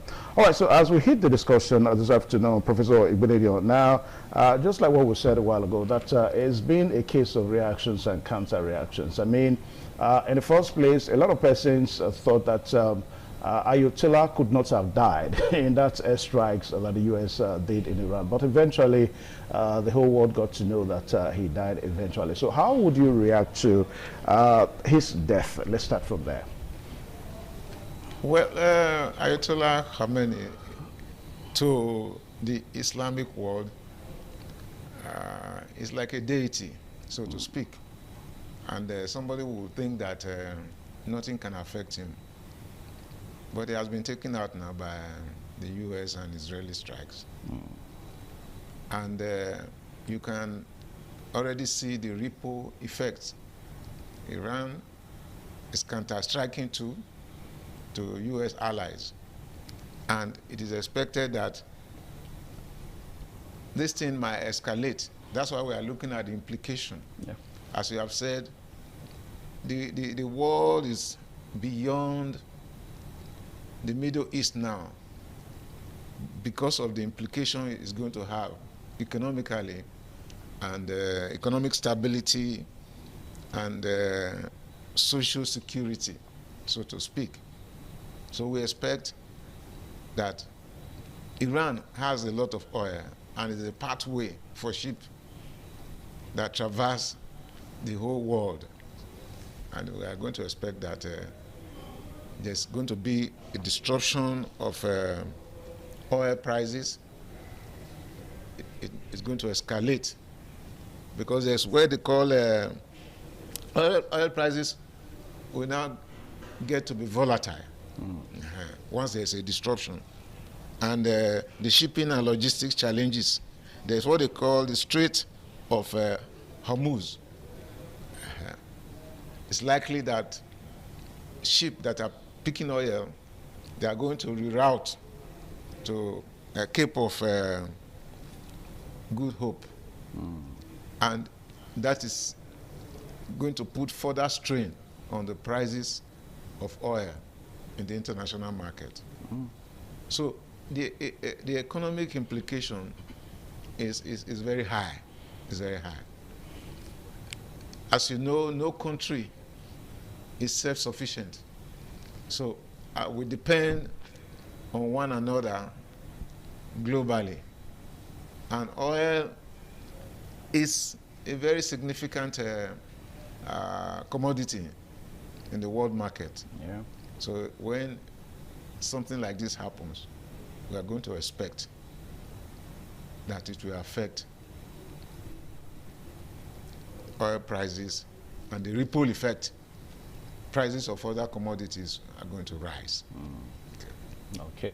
All right. So we've been following this story, and perhaps most of our viewers this afternoon have also been following the stories. I mean, you know, concerning how we got here eventually. Yes. Talking about the fall of Ayatollah Khamenei, that's the former supreme leader in Iran. Now, one of the strongest points that a lot of analysts are holding that seems to be very valid now with the way the U.S. forces took over him was the fact that about some few months ago, we saw that we heard that he actually ordered the shooting of lawful protesters in Iran. I mean, those guys, they were just protesting against the bad government in Iran and all that. Now, but some of the counter reactions that we also saw, that they were not just protesting, they were acting unlawful against the civic, rules, in Iran and all that. Now, what do you make, in all of all this, against the backdrop that we are talking about an iconic figure, just like you said a while ago. I mean, we're going to come to that because a lot of persons are saying that this is the beginning of another terrorism in the world. While some persons are saying that, oh, maybe this is eventually the end of terrorism in the world. What do you make, in all of all this? If I get you right, saying that he ordered the shooting of legitimate protesters. Yes, in Iran. In Iran. And some say it is not true. Yeah. That those protesters were acting unlawfully. Yes, against the law. Against the law.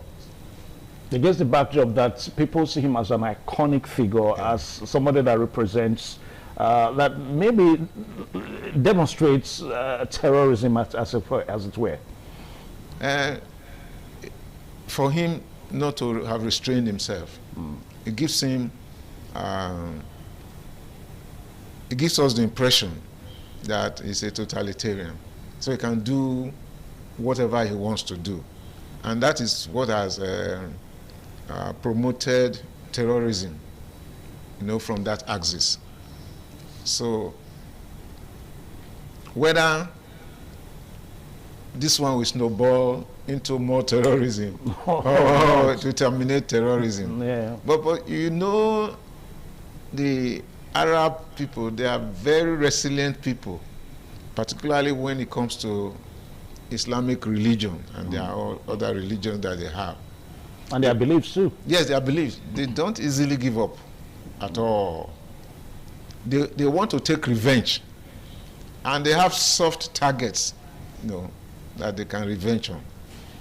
So what are you trying to say? That it is likely that we are going to witness a new era of more terrorism. Yes, a new era of more terrorism. But as they will say, you can't beat a child and ask the child not to cry. There's what they call misplaced aggression. So it's going to take it out. They are going to take it out. They are going to have a coalition, the Arab people. Much as the Western states, they want to cannibalize them, make sure that they don't cooperate. But they have that cooperation amongst them, that they cannot sit by and see their empire decimated, so to speak. So he's a leader that commands great followership. And so when you take him out in that kind of manner, you should expect very serious reaction. And some will be covert, some will be overt. The overt ones that we are seeing are that there's a reprisal. They are fighting back, so to speak. But it's going to dovetail to economic and security problems. The indirect implications. Yes, those are the things for that parts of the world. Yes, we are going to witness. Okay. All right, so let's quickly take a short break. Don't forget the program is still African Discourse on independent television. And we are talking about the fall of Ayatollah. That's the supreme leader in Iran, who the U.S. had to, take out a few days ago. What is the implication for the African continent is what we're looking at this afternoon. We'll be right back. Please stay tuned. All right, thank you one more time. The program still on your television, Independent TV, and the program African Discourse. We are focusing on the fall, not the rise this time now, of Ayatollah. That's the supreme leader in Iran. And it is still very much, trendy. If you go to social media, you will see how, people are reacting, and of course how people are supporting, and people are also being judgmental about the killing of Ayatollah, as it were. And our focus on the program this afternoon is to look at the implication that this is going to have on the continent of Africa. And we have begun by saying that no doubt it's going to have a covert implication, that's a direct implication, an indirect implication, or also a direct implication. And our guest this afternoon is Professor Victor Igbeneghu. We are still expecting Oyugeri Omogiade Edokpolo, who will join us when we get into the program. Prof, you're welcome one more time. Thank you very much. All right. Now, at a point in time, you said that Ayatollah, no doubt, is iconic, even when he was alive. Now, this is not the first time that we are perhaps having an iconic figure within the Islamic world, being taken out. Now, we can still readily remember Saddam Hussein, of Iraq, that almost took Kuwait and all that. It was this same United States of America that eventually took him out. Yes. Now, a lot of persons have the opinion that perhaps most of the Islamic terrorism sects that we have in the world today, you have the ISIS, even here in Nigeria, the Boko Haram and all that, that all these movements actually started after the death of Saddam Hussein. Now, he was also an iconic figure. So now we are talking about the death of another iconic figure. So does it mean are we going to have more terrorists set within the Islamic world? Is that what we're looking at? Well, you try to situate the origin of terrorism with the death of Saddam Hussein. Some of the sects, yes, the ISIS, the Boko Haram and all that. And we are wondering whether the death of Ayatollah Khamenei will have a multiplier effect, so to speak. I cannot say with all certainty that his death will extinct terrorism. Rather, it's going to have a multiplier effect. So we're going to have more sects? Certainly. Because there's going to be new realignments all over. The population of Islamic adherents, they are very much, even in the US, they are very much, their population around the globe, very high. Okay. And they are indoctrinated, and they have these leaders that they deify, as I said earlier on. They kind of worship them.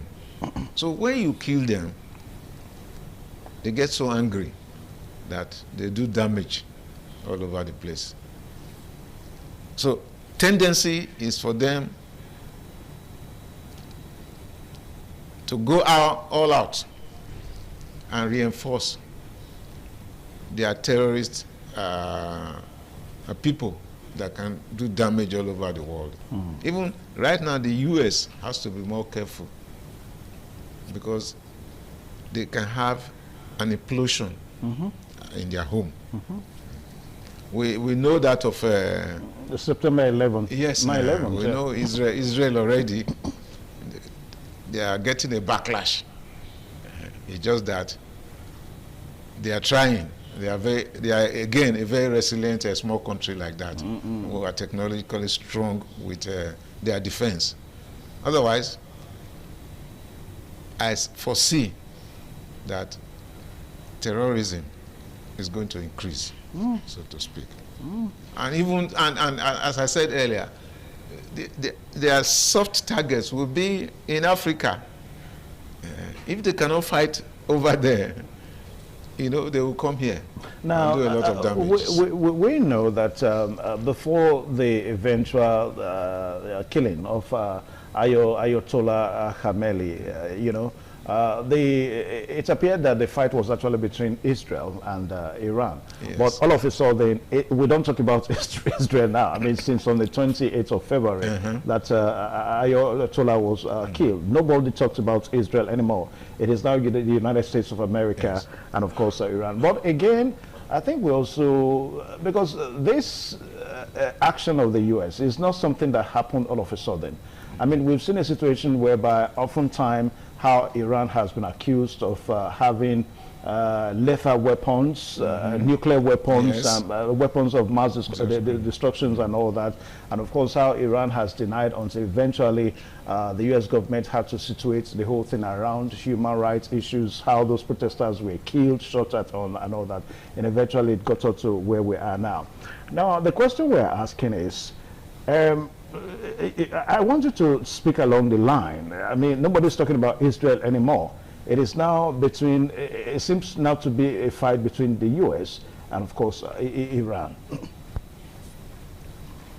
How can you talk about what is happening with U.S. and Iran, and you are not talking about Israel? It's impossible. But it's U.S. that is doing the destruction now. So Yes, but it's arising from Israeli and Iran. So that's what precipitated the whole thing. Why is Iran not fighting U.S. directly now? But all their missiles have been targeted towards their allies. Yes, at Israel, so to speak.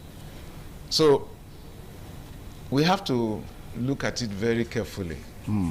We just be praying that a world war will not precipitate as a result of what has triggered off now by this U.S. and Iranian, and the death of their iconic leader, Ayatollah Khamenei. A little thing like this can spark a world war. So, and no country should be underrated. It's not like we are in Africa. You can easily circle the country because of our primitiveness. But countries like Iran, they have resources, and they have allies, very powerful allies too, in the Middle East that can support them. It's just that this U.S., they have this overwhelming power, that can suppress people. But as I said, their belief, it doesn't make them afraid of anything. Since for them, life is cheap, they can die, and it doesn't mean anything. So it's important that the U.S., the Israeli, they must be very, very careful. Well, let us be careful with the way we say that. To say that life is cheap, they can die, it doesn't mean anything. I mean, you are not a Muslim, so you probably No. Somebody the other day was quoting verses from the Hadith. Maybe you are quoting that person out of context. Nobody will tell you that life is cheap. I mean, he can die anyhow. Well, they say no, they can kill. They can kill non-believers. Let us be careful so that we don't make submissions a little bit subjective. So that's what we're saying. Anyway, let us come off that now. Now, we started by looking at what is going to be the implication for the African continent. Yes. And a while ago, you were trying to talk about how the crude oil markets, particularly in the Middle East, as we speak now, we understand that oil exploration is at standstill. As a matter of fact, some few days ago, we heard that a lot of flights were cancelled in Dubai, which seems to be the hub, the commerce hub of the world. So that is going to have an effect, into the world. I mean, into Africa and all that. Now the question is, do you see the African continent? Because it's unfortunate that we're here. I mean, we depend on the outer world. Africa as a continent depends so much on the outer world to survive. Nobody knows when this whole thing, how long it's going to last. So the question I'm asking is, do you see the continent being able to survive? I mean, the reaction of the death of Ayatollah Khamenei. Well, I'm not a prophet of doom, but I see. As the Binima would say, before clothes were made, we were not wrapping with plantain leaves. So we will survive. The African continent will survive one way or the other. As long as, when situations come like this, you have to be abstemious. You look within your environment and survive. But there are no indices to show that we will survive. As we speak now, Prof, any moment from now, the prices of oil the price of petrol is going to go up again. Yes. I mean, it just increased a few weeks ago from 700 and something to about almost 900 naira. Yes. Now, this Ayatollah's death is only about 2-3 days ago. So it's going to have ripples effect down. I mean, to Africa and, of course, to Nigeria. So, but from the look of things, from all the indices, I mean, the federal government of Nigeria has not even come out to tell Nigerians that, hey, don't panic, no worry. These are the modalities we are putting on ground. Even if they are trying to tell us that Dangote refines crude and all that. But you and I know that most of the petroleum fuel that we still use still come from outside the continent, outside Nigeria. So do you see African countries being able to withstand this death of Khamenei? I believe that we can, but the price will be very high. Even as you speak about Dangote, apart from the crude that he gets locally, and additional one that he may import, what about the machinery, all the spare parts and everything? They depend on the outside world, the Western world, to supply all this machinery. And once there's disruption, there's problem. And that is having a very serious implication. So the prices will be very high in a short while if this war is not mitigated by talking, by coming to the table to resolve the issue. And the U.S. itself is very stubborn. It doesn't listen to any person. And Russia has been very cautious too. When you look at Russia and the Iranian war, you see that it was difficult for Trump to mediate in the war, and the war is still going on. So Russia will not come and say, "Oh, you people stop this fight." They will look for their advantage inside it. Inside what do we gain from this their war? After all, what they are. There must be a secret agenda why they are fighting. The U.S. is fighting Iran. It's for economic purpose. They want to dominate and harness Iran, just like they were saying with Saddam Hussein. After he died now, what happened next? Okay. All right, so we will take a short pause on that point. What is really the gain? What does the U.S. stand to gain in all this fight? That's going to be starting point when we return from the other side of this program. We'll quickly take a short break now. Don't forget the program is still African Discourse on Independent Television. We'll be right back. We have a word. All right, thank you so much for still being there. The program is still on your television, African Discourse on Independent TV. And our focus this afternoon is the fall of Ayatollah Khamenei. That's the supreme leader in Iran. Now, you saw the headlines, whereby some of the U.S. allies seems to be on a neutral position, so to say. They seems not to be joining U.S. in the fight. Well, our guest this afternoon is Professor Victor Igbeneghu on the program today. Now, Prof, before we come to what U.S. stands to gain in this fight against Iran, now let us look at U.S. allies, the way they seem to be backing out. I mean, just on the news headline a while ago, you saw the Prime Minister in UK, Keir Starmer, saying that UK is not at war with Iran. But that is difficult to understand because some of the planes, some of the fighter jets that US use are said to have come from the UK.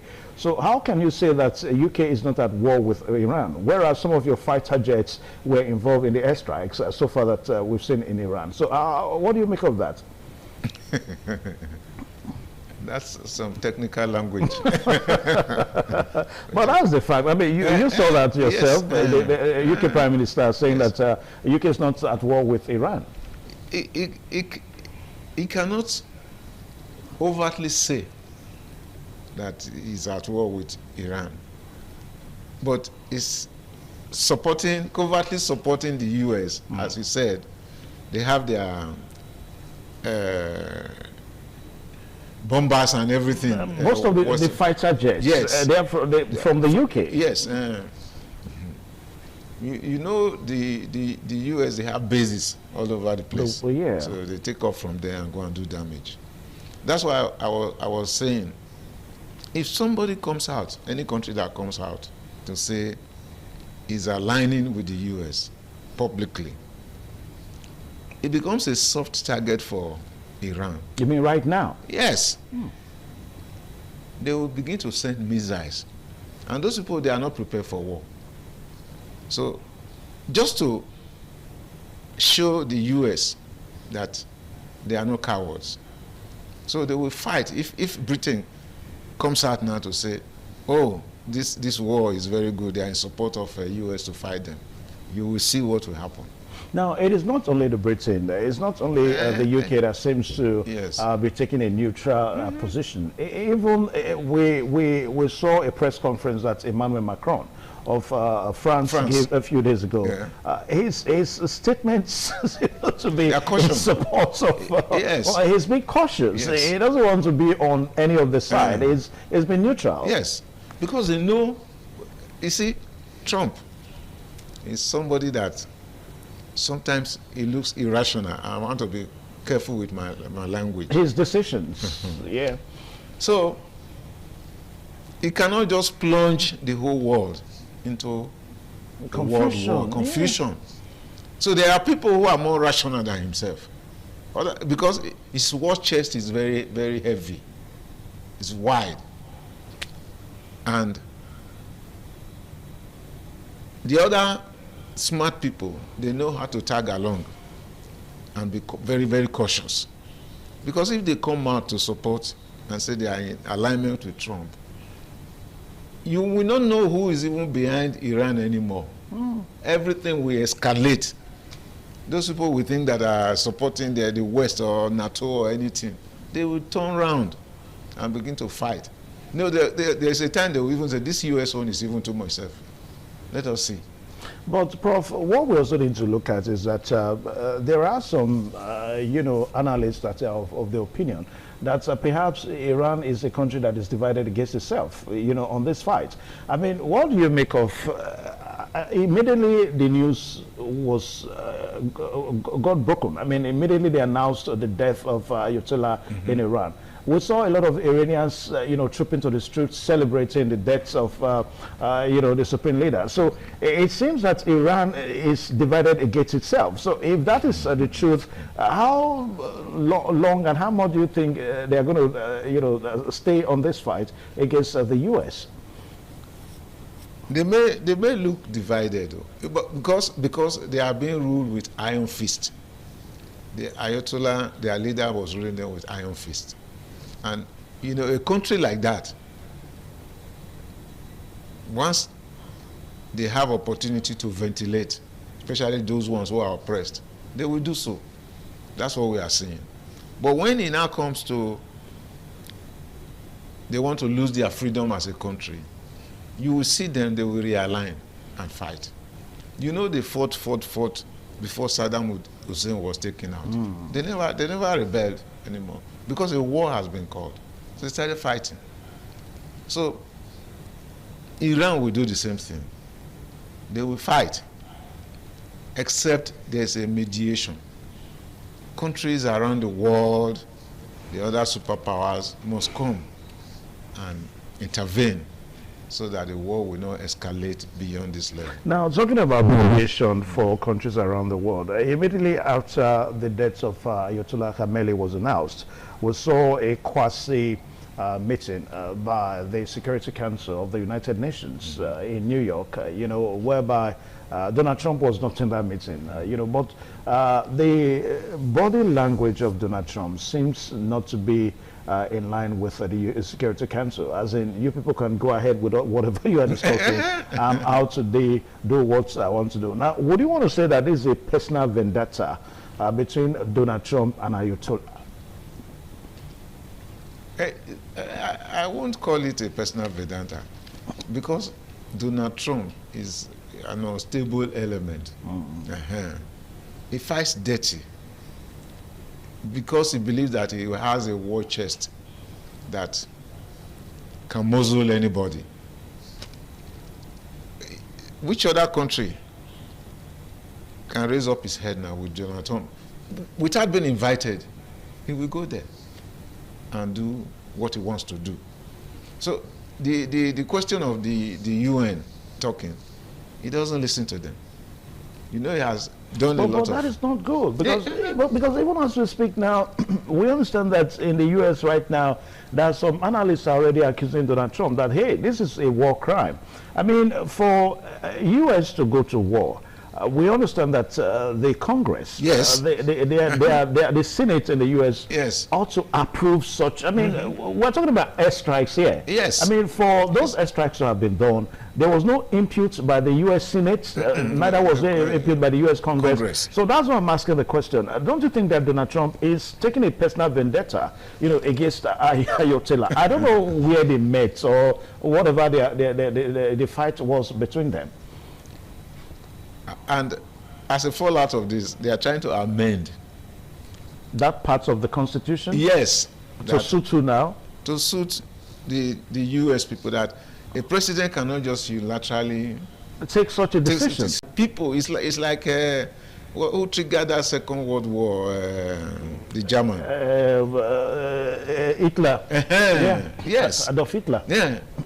Once you don't listen to people, these are not the people who should be in the corridors of power, because they are like maniacs, so to speak.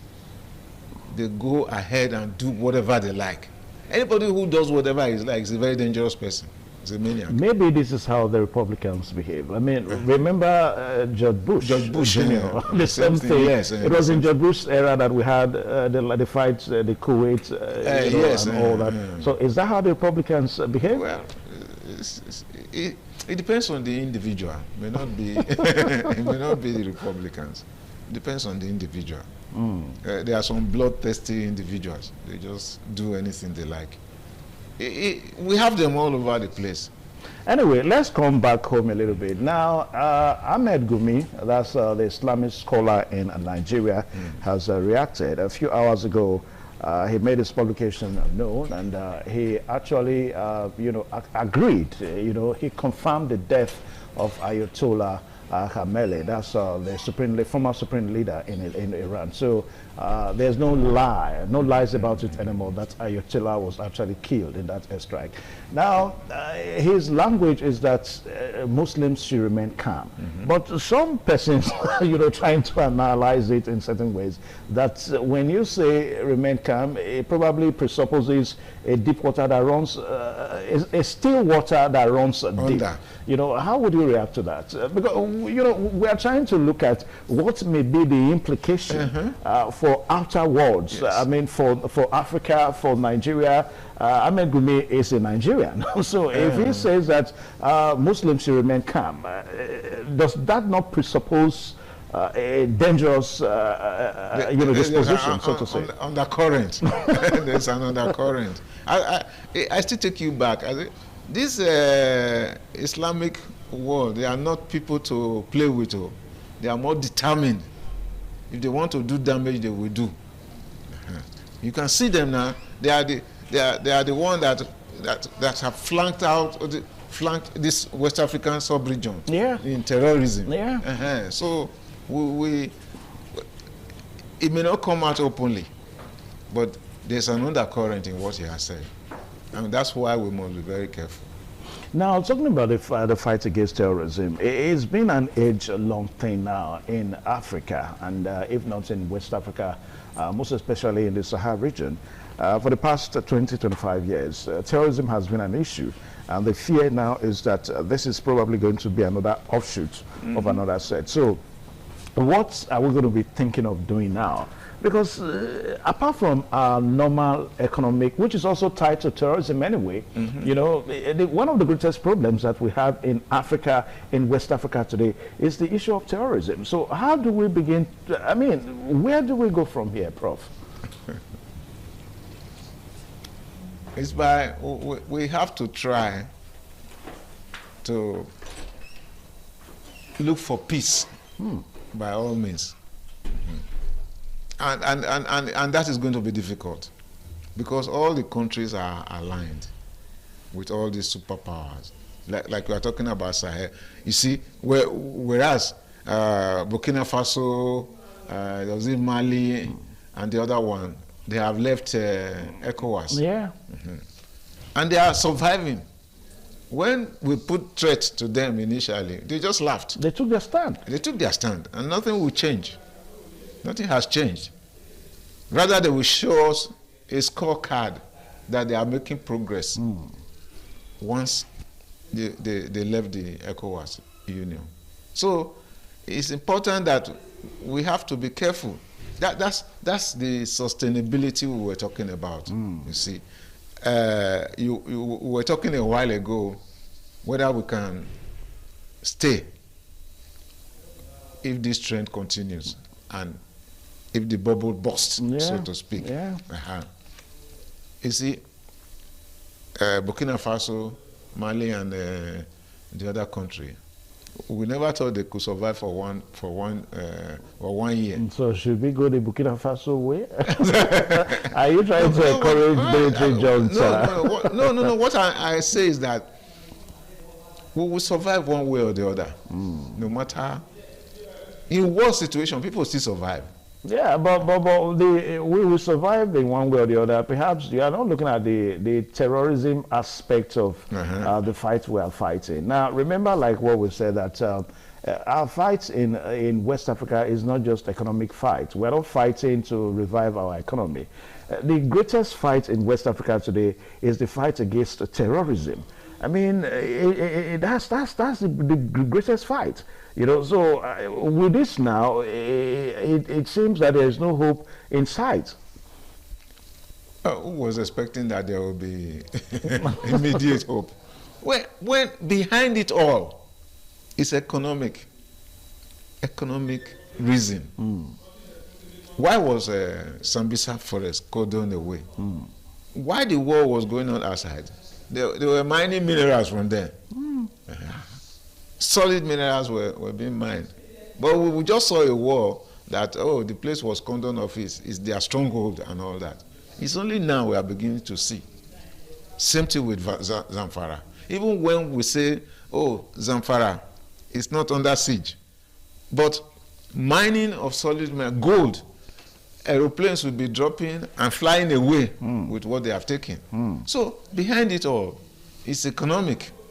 Very, very much economic, because there are powers that are in there who are taking advantage of the lapses that we have. Okay. And they are the one funding this terrorism that has become intractable. We cannot even see how to go about it. It's only recently now that Trump says he's going to help, and they are bringing more jets and all that. It's just like Robert Peter to pay Paul. If he's driving France away, he's going to take over. And there's always an interest. Exactly. And that will make me to ask the last question on this program today. Now, a while ago, you said that there is an interest. I mean, for Trump to have ousted Ayatollah, in Iran. So what do you think is the interest that U.S. has in Iran? Iran has oil. Yeah. Lots of it. And it's very vital in the Middle East.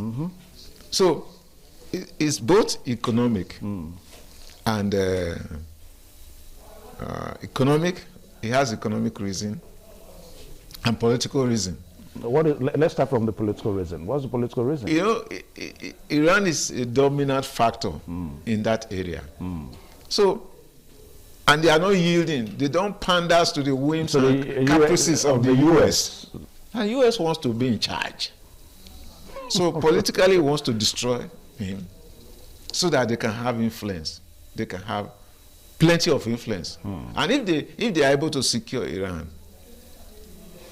they will spread their tentacles. But don't you also think that perhaps U.S. is just trying to live up to being the police of the world? I mean, a while ago we said how this whole thing can probably be looked from the angle of humanitarian issue. I mean, the way Ayatollah was alleged to have ordered the shooting of peaceful protesters in the U.S. And personally, that's what Donald Trump said he reacted to. Donald Trump, you know, I watched one of the videos whereby he said that he could not have, he said he couldn't stand that. I mean, seeing innocent souls, innocent Iranians being killed by the order of the supreme leader. So don't you think that U.S. been trying to be the police of the world, the police activities of leaders that they don't perceive are good enough for the people? So that's probably why they are reacting. That's a small screen. That's a small screen. Really? It's more political, yes. There are other human rights abuses all over the place. We were here on one program when somebody was listing human rights. Okay, U.S. sent people out to the countries that were not their own. Yes, yes. These were human rights abuses and all that one. Yeah. Even the blacks to tomorrow, they are being abused. So, me, I see it as more political, to have a dominance over Iran, because Iran is an influential factor, and they are kind of independent. Nobody is going to Saudi Arabia now and everything. Those people, they are friends to the U.S. They are allowed in free hand to do anything they like. But Iran is not like that. They are still maintaining their religious hegemony and without little or no interference. So that's the problem. All right, Professor, I want to say a very big thank you today on the program, African Discourse. Indeed, you spoke like a professor. Thank you very much. I want to say thank you so much on the program today, African Discourse. And perhaps we will say on this program that the last is not heard yet of the fall of Ayatollah Khamenei, a supreme leader. No doubt that he was the supreme leader in Iran for about 3 decades now, for about 32, 33 years. That's about 3 decades. And U.S. knew no peace until eventually his fall. So eventually Ayatollah has been killed by the strikes that we saw a few days ago in Iran. And that was occasioned by the United States of America. Now we have seen that, and also we also talked about the implication that may have around the world. You know, it's like it's going to be a ripples effect. You drop a stone, you drop a pebble into water, then you have the ripples effect and all that. I mean, as we speak, we understand that foreign exchange seems to have changed, and we also understand that the price of crude is going to go high. So when that happens, before you know it, the price of PMS in African nations begins to increase. So those are some of the implications that we are looking at. Then also on the issue of security, the fear is that we pray that this death of Ayatollah does not you know, be the beginning. It will not be the beginning of some other Islamic sect, as we saw when Saddam Hussein died. You know, when U.S. killed Saddam Hussein many years ago. So we just pray that the world will remain intact, so that all the Islamic terrorist sects that we have, that we'll be able to contain them. All right, so Prof, thank you so much one more time. I appreciate you. All right, now, so we'll end the program here today, and by the special grace of God, next week Monday, we will come with another topic and also another guest. My name is Evan Sunukuge. Good afternoon.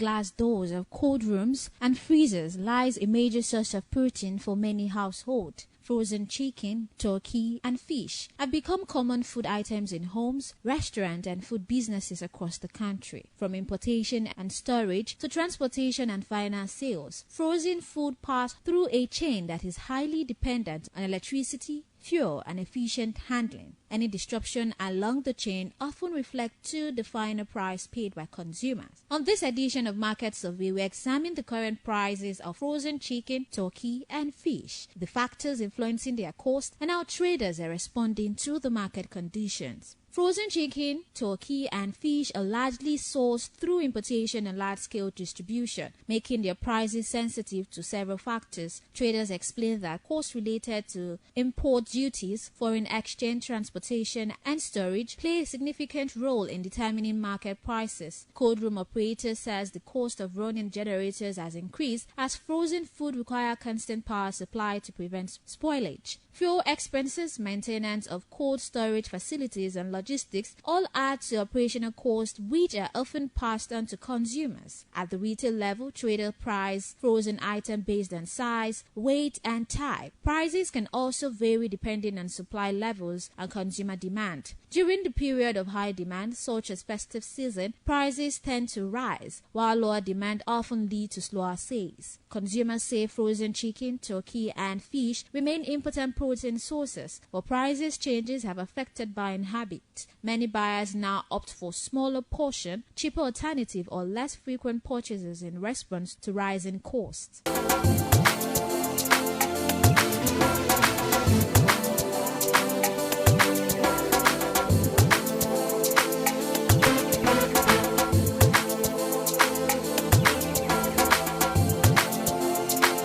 Welcome to Market Survey. On this edition of Market Survey, we are currently in the market to get to know the current price of frozen chicken, frozen turkey, and frozen fish. So stick with us as we get to know the current price of these various items. I am Stephanie Notoriua.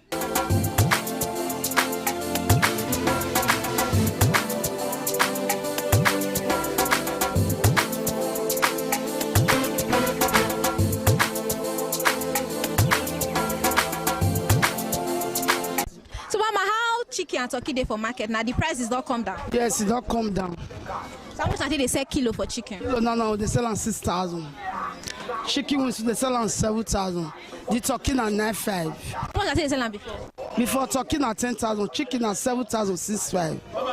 But it don't drop now. Chicken wings they sell on 8,000 now, but now they sell on 7,000. Since when it drop? Don't they go like a month now? So how much are they buying for cattle? Say that cattle until they carry.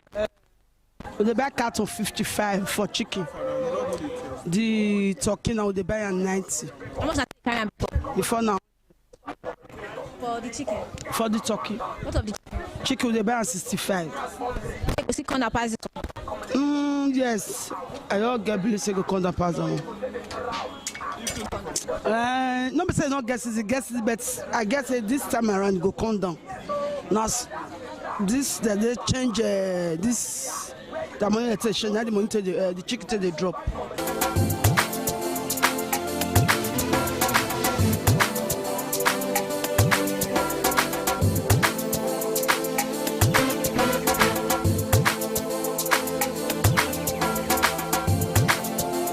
Before they sell on 5,000. So that's 6,000 at the last price now? Yeah, this is on last price. So how much until they carry give this carton, this small carton?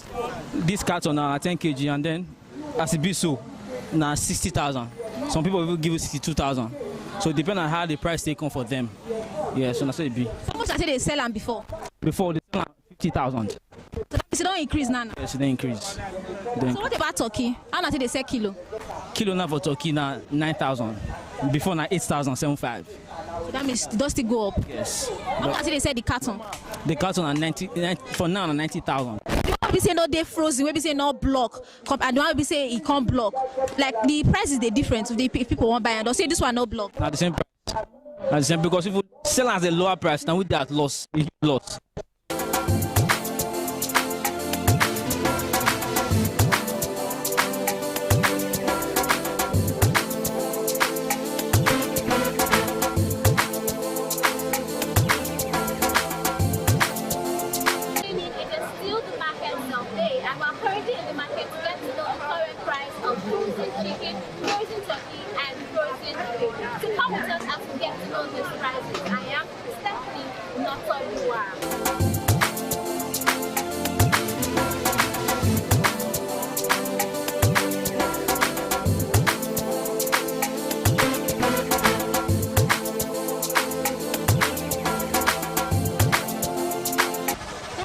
they sell Scubian fish now?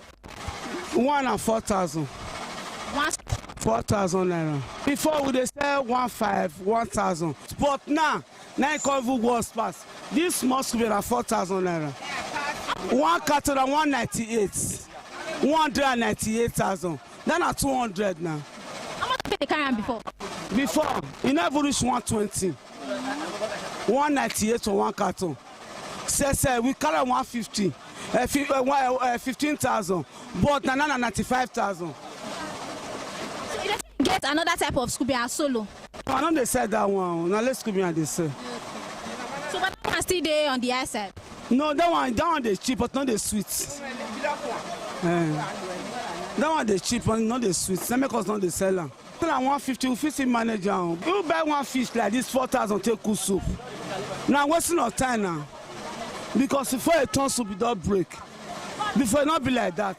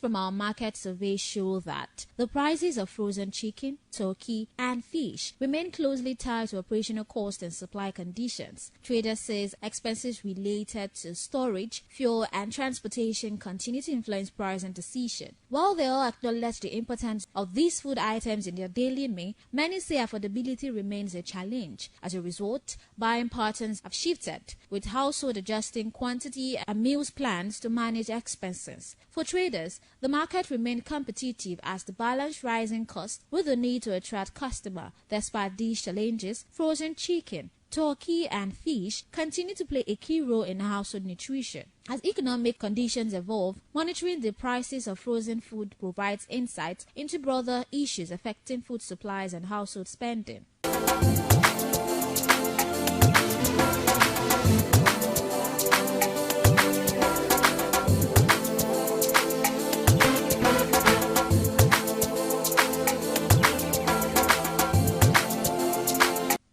Traders report slow patronage, explaining that while goods are available, consumers are more cautious with spending. The balance between keeping frozen food affordable and covering operational costs remains a daily struggle for sellers. As market activity continues, the price of frozen chicken, turkey, and fish serve as a reflection of broader economic pressure affecting food supply and household budget. For now, traders continue to adjust to these realities, navigating a market shaped by rising costs and changing demand. Sellers explain that frozen product requires uninterrupted power supply to prevent spoilage. As a result, operators depend heavily on generators, making fuel cost a significant part of their daily expenses. These costs, combined with transportation and market levies, continue to influence the final price paid by consumers. Despite the availability of frozen chicken, turkey, and fish in the market, patronage remains slow. Traders say many customers now buy in smaller quantities or reduce how often they purchase frozen food as they try to manage limited household budgets.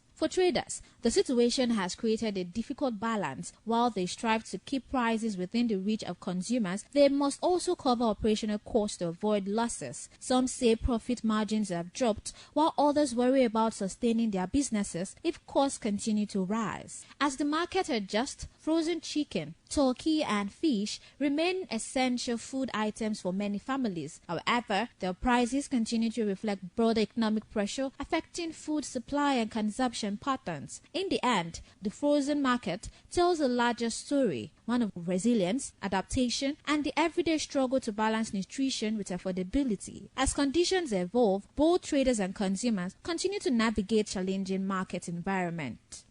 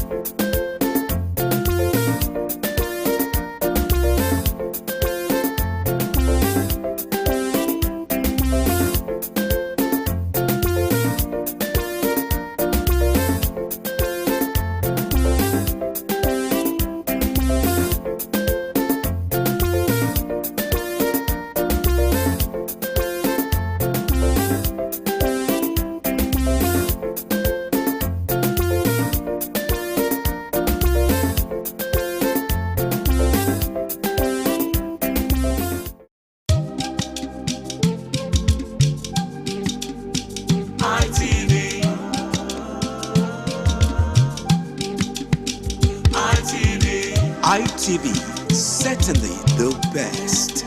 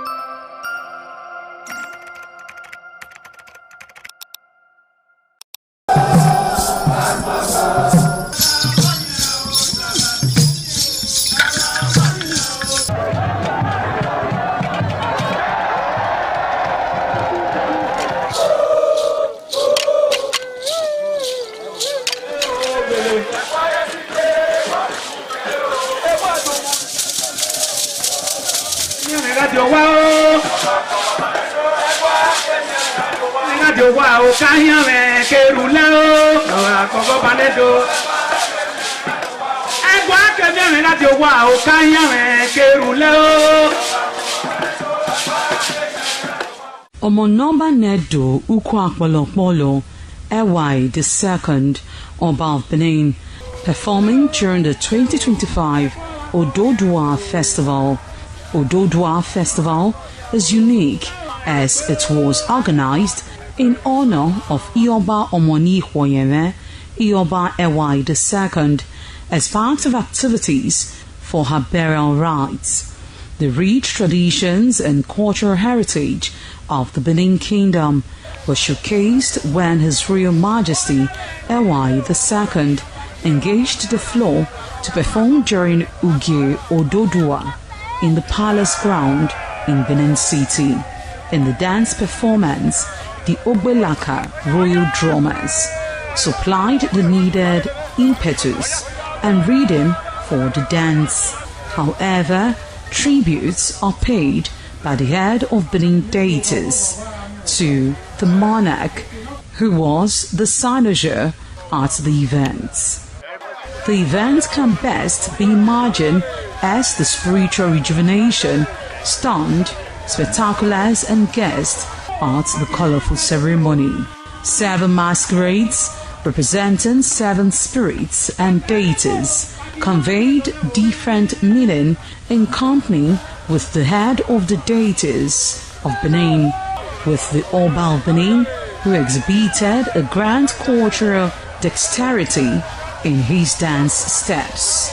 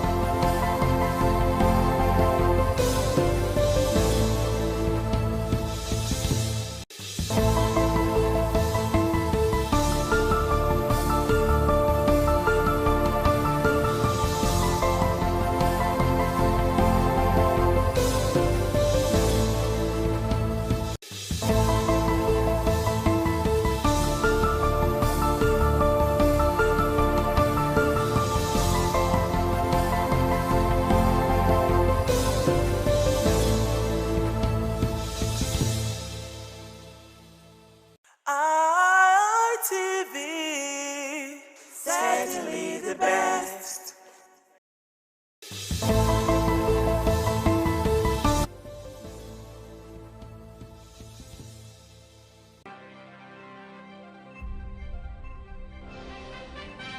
Coming up on the network news tonight, Oba of Benin assures military correctional service commanders of support.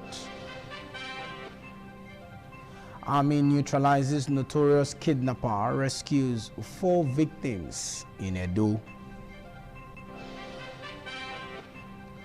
Court acquaints suspended DCP Abba Kyari from non-asset declaration charge.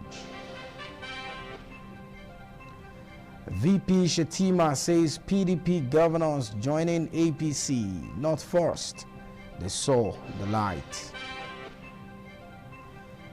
And MD CEO of FAN says presidential order implemented.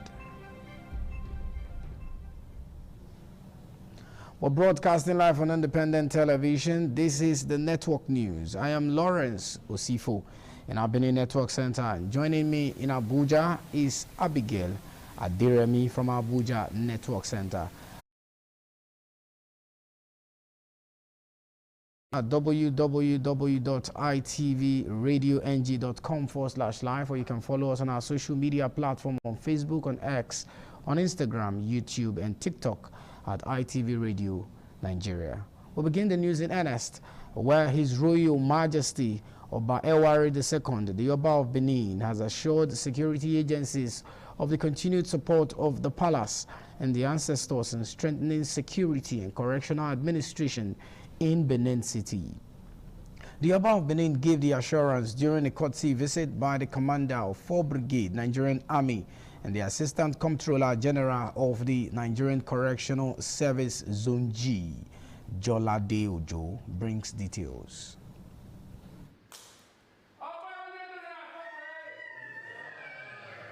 The palace of the Oba of Benin was packed with palace chiefs who witnessed the visit and homage paid by the security officials. In his remarks, the 44th commander of the 4 Brigade Nigerian Army, Brigadier General Ahmed Balogun, said although he assumed office 3 months ago and has remained committed to his duties, he considered it important to formally pay homage and receive the blessings of the Oba. As officers of the Nigerian Army, when we go to places and we meet people that support us to achieve our mandate of protecting the nation, it's only customary that we acknowledge such support.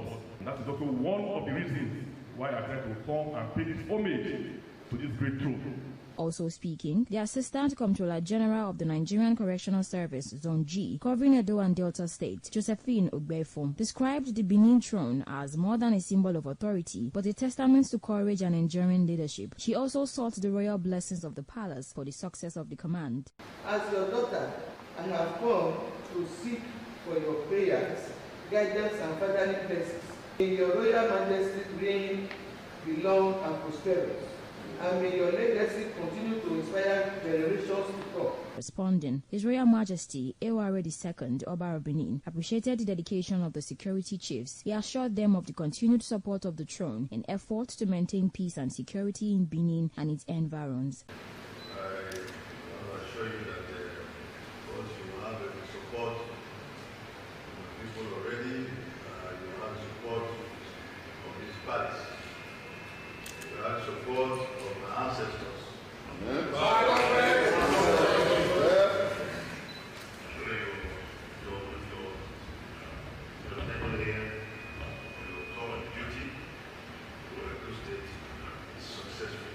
From Benin, Jola Diojo, ITV News. The governor of Edo State, Senator Monday Ukpevolu, has engaged key stakeholders in the electricity market over the poor power distribution and other issues affecting socio-economic activities in the state. The strategic meeting was aimed at addressing identified challenges and finding a lasting solution to concerns that led to Monday's protest by residents against the Benin Electricity Distribution Company, BEDC. Government House correspondent Kingsley Uchegbu has more.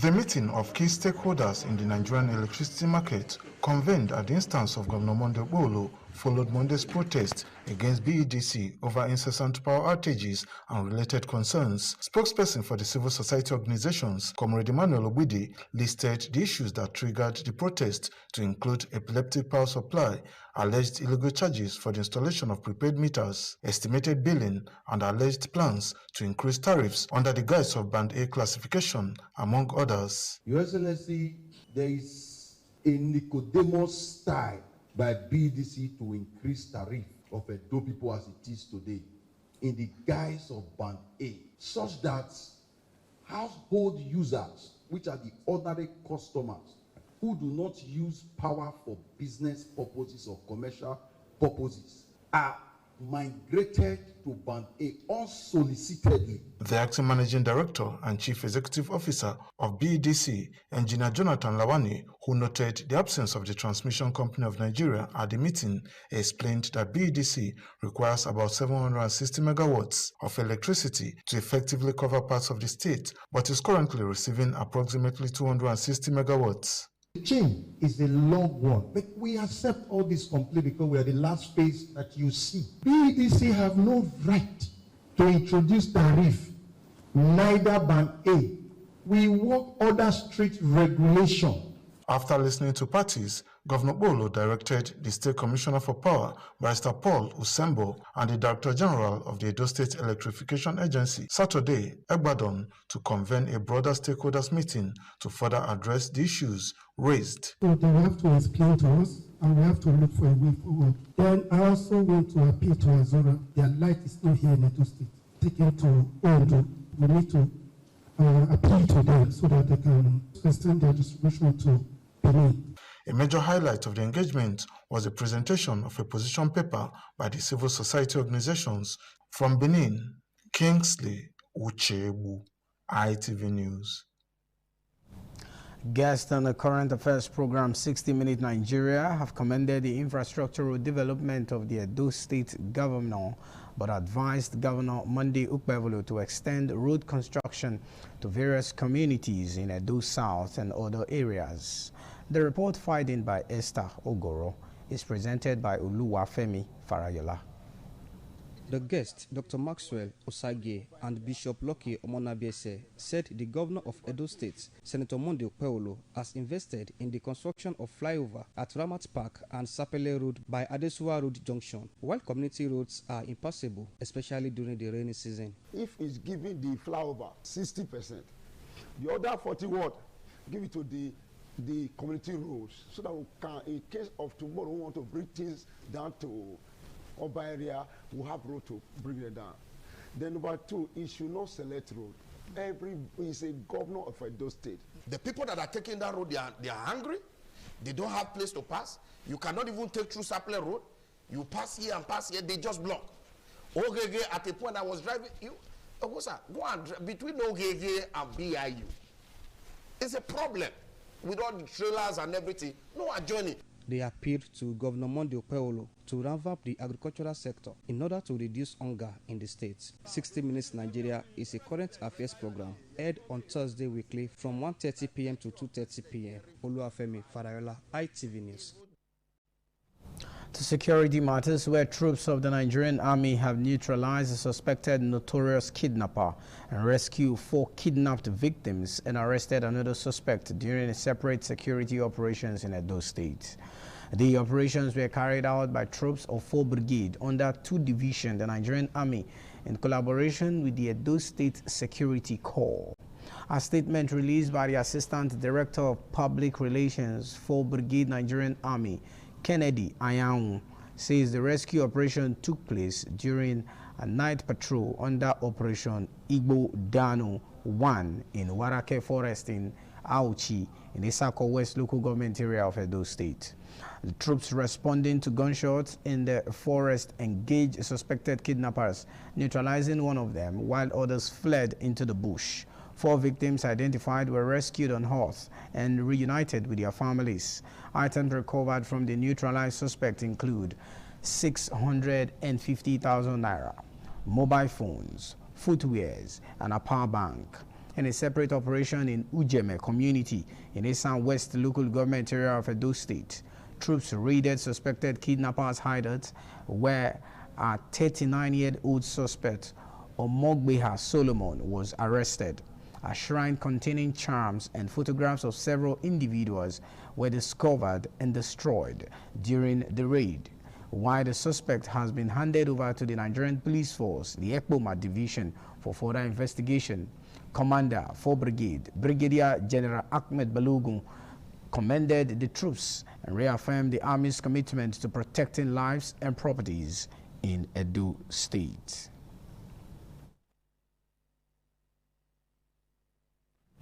You're still on to the network news, broadcasting live on independent television. It's time for us to now take you over to the Federal Capital Territory, Abuja, where Abigail Aderemi is standing by to take it away from here.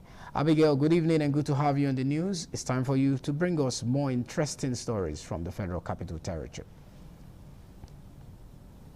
Thank you very much, Lawrence.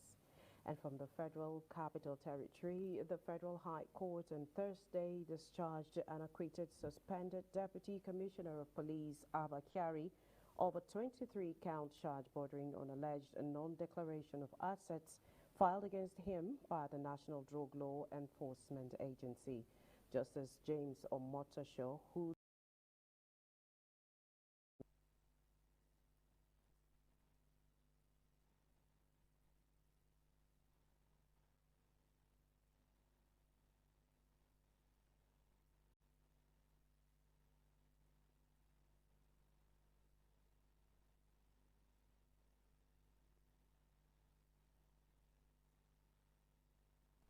Sincere apologies for the break in transmission from our Abuja Network Center.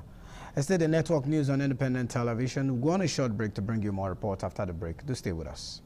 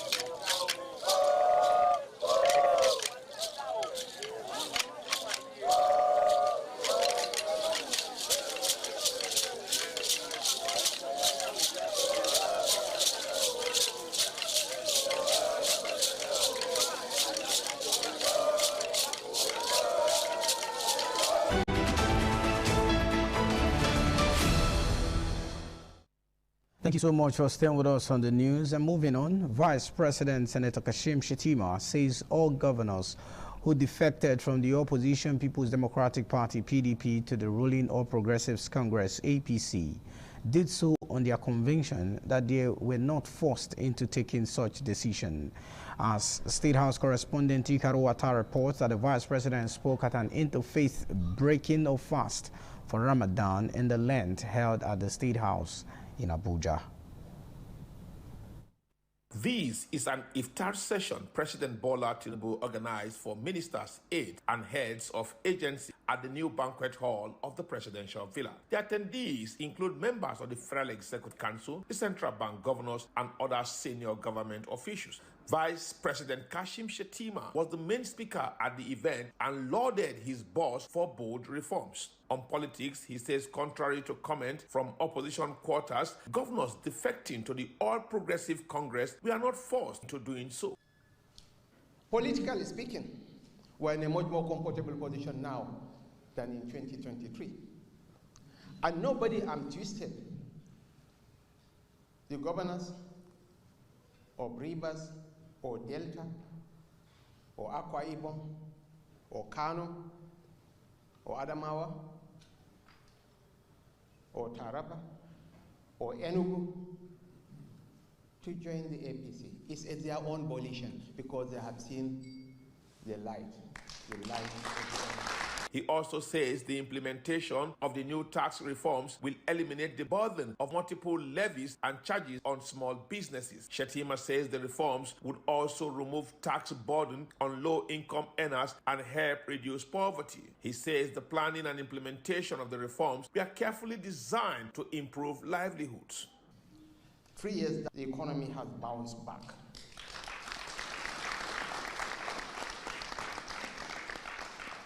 We have crossed the Rubicon and we are on a path to sustain growth.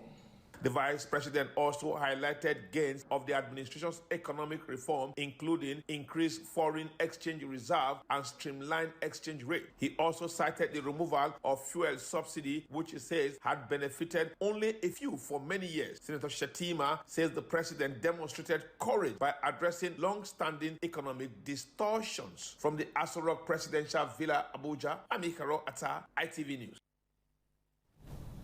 The Anti-Graft Agency, the Economic and Financial Crimes Commission, EFCC, said that it is prosecuting Nigerian promoters of the collapsed crypto bullion exchange, CBEX, over their involvement in the alleged multi-million-dollar sponsor scheme. Speaking at a public hearing convened by the Senate Committee on Banking, Insurance and Other Financial Institutions, the EFCC's representative, Mr. Dane White, revealed that the investigation traced over $46 million in stablecoin USDT transactions to wallets identified as collection points operated by the scheme's promoter. National Assembly correspondent Charity Tanko brings report. According to the EFCC representative, Mr. White, although initial speculative figures were exaggerated, forensic blockchain analysis confirmed that over $46 million flowed into the identified wallets. He further disclosed that more than 1,200 victims have so far been identified in Lagos and Ogun State alone. Apart from the promoters who are the identified Nigerians that promoted this, we were also able to identify some beneficiaries that were behind these promoters that were from Asia. And as we speak today, their offices have been shut down. Meanwhile, the public hearing, as organized by the Senate Committee on Banking, Insurance and Financial Institutions, is on a bill seeking to amend the Banks and Other Financial Institutions Act, following a motion for an investigative hearing into the operations of Ponzi schemes in Nigeria. This engagement is conveyed pursuant to the constitutional mandate of the Senate to consider matters of critical importance to the stability, integrity, and the resilience of Nigeria's financial system. Earlier, while declaring the hearing open on behalf of the President of the Senate, Senate leader Senator Opeyemi Bamidele stressed that stakeholder engagement is critical to strengthening legislation and restoring confidence in the nation's financial architecture. In his remarks, Deputy Governor for Financial System Stability at the Central Bank of Nigeria, Philip Ikazu, welcomed key innovations in the proposed amendment, particularly the establishment of a registry for systematically important financial institutions.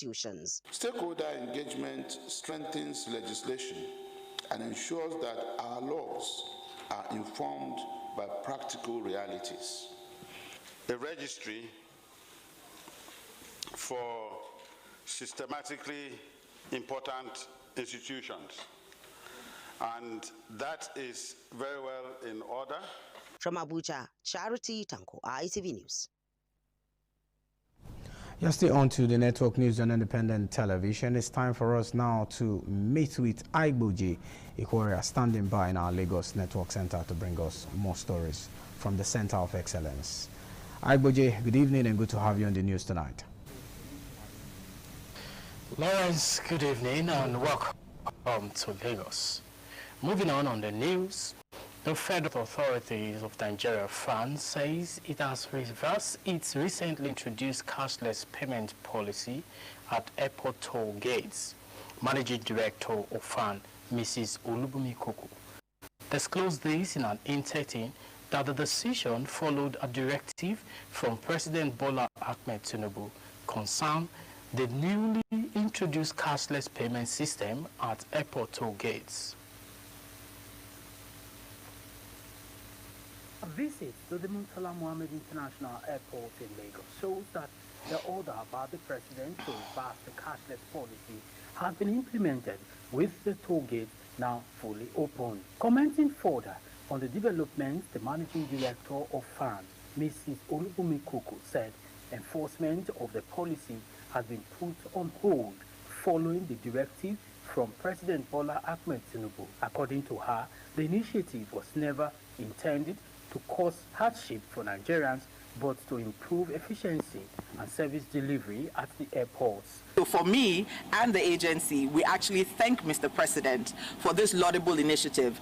The fact that the President is not just taking federal government initiatives or policy rollouts, but understanding the nature of every environment. He saw the traffic gridlock that we were having as we were rolling out the cashless policy, and in his good nature and understanding of our environment, took it upon himself to ask us to revert back to status quo or the hybrid approach. That's what we're doing. So this is a win for the industry. Mrs. Kuku added that cards already purchased by users will still be useful, as both card and cash payments will now be accepted at the toll gates.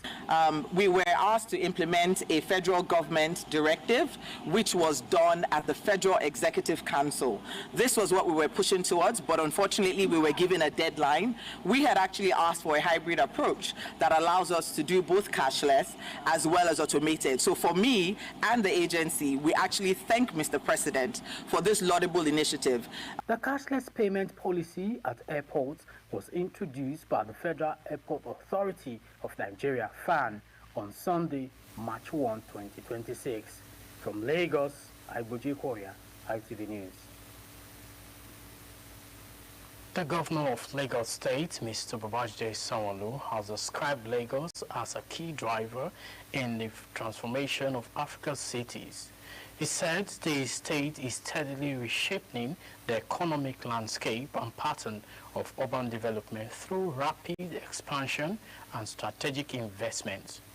Governor Sanwo-Olu noted that the Lagos State government, through the Team Plus agenda of its administration, is delivering impactful projects across critical sectors, including transportation, tourism, technology, security, and social inclusion.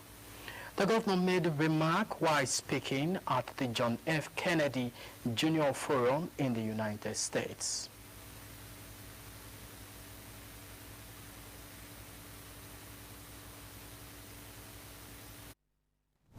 You're still on to the network news on independent television. We'll take another short break to bring you more reports. Stay with us.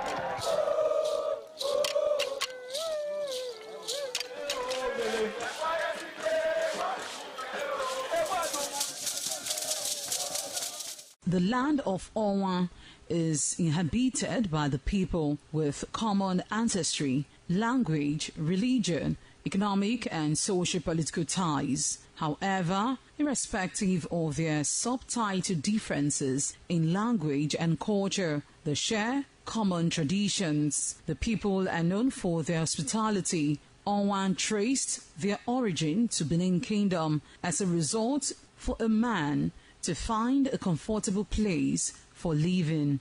The name Onwa was derived from the largest and longest river in the area, which is known as Onwian or Onwa. It means one who makes merry in affluence. Onwa is rich in culture and traditions.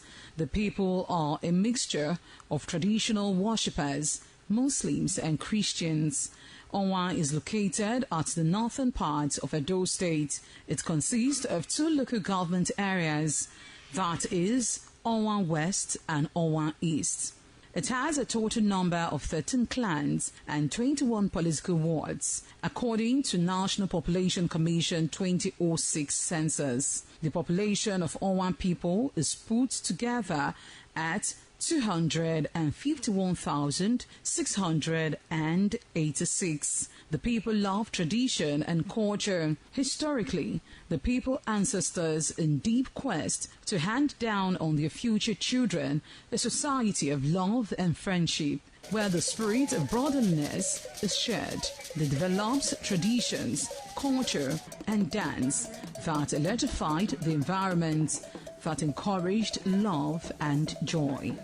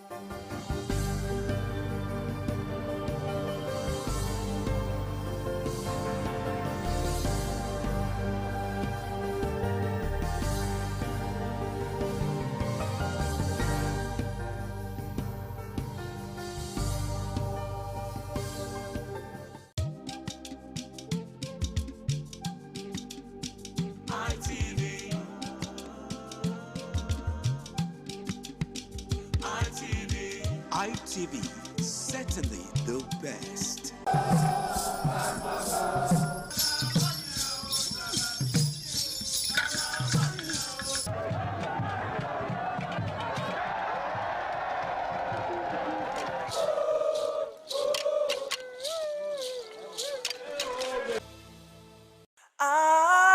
ITV, certainly the best.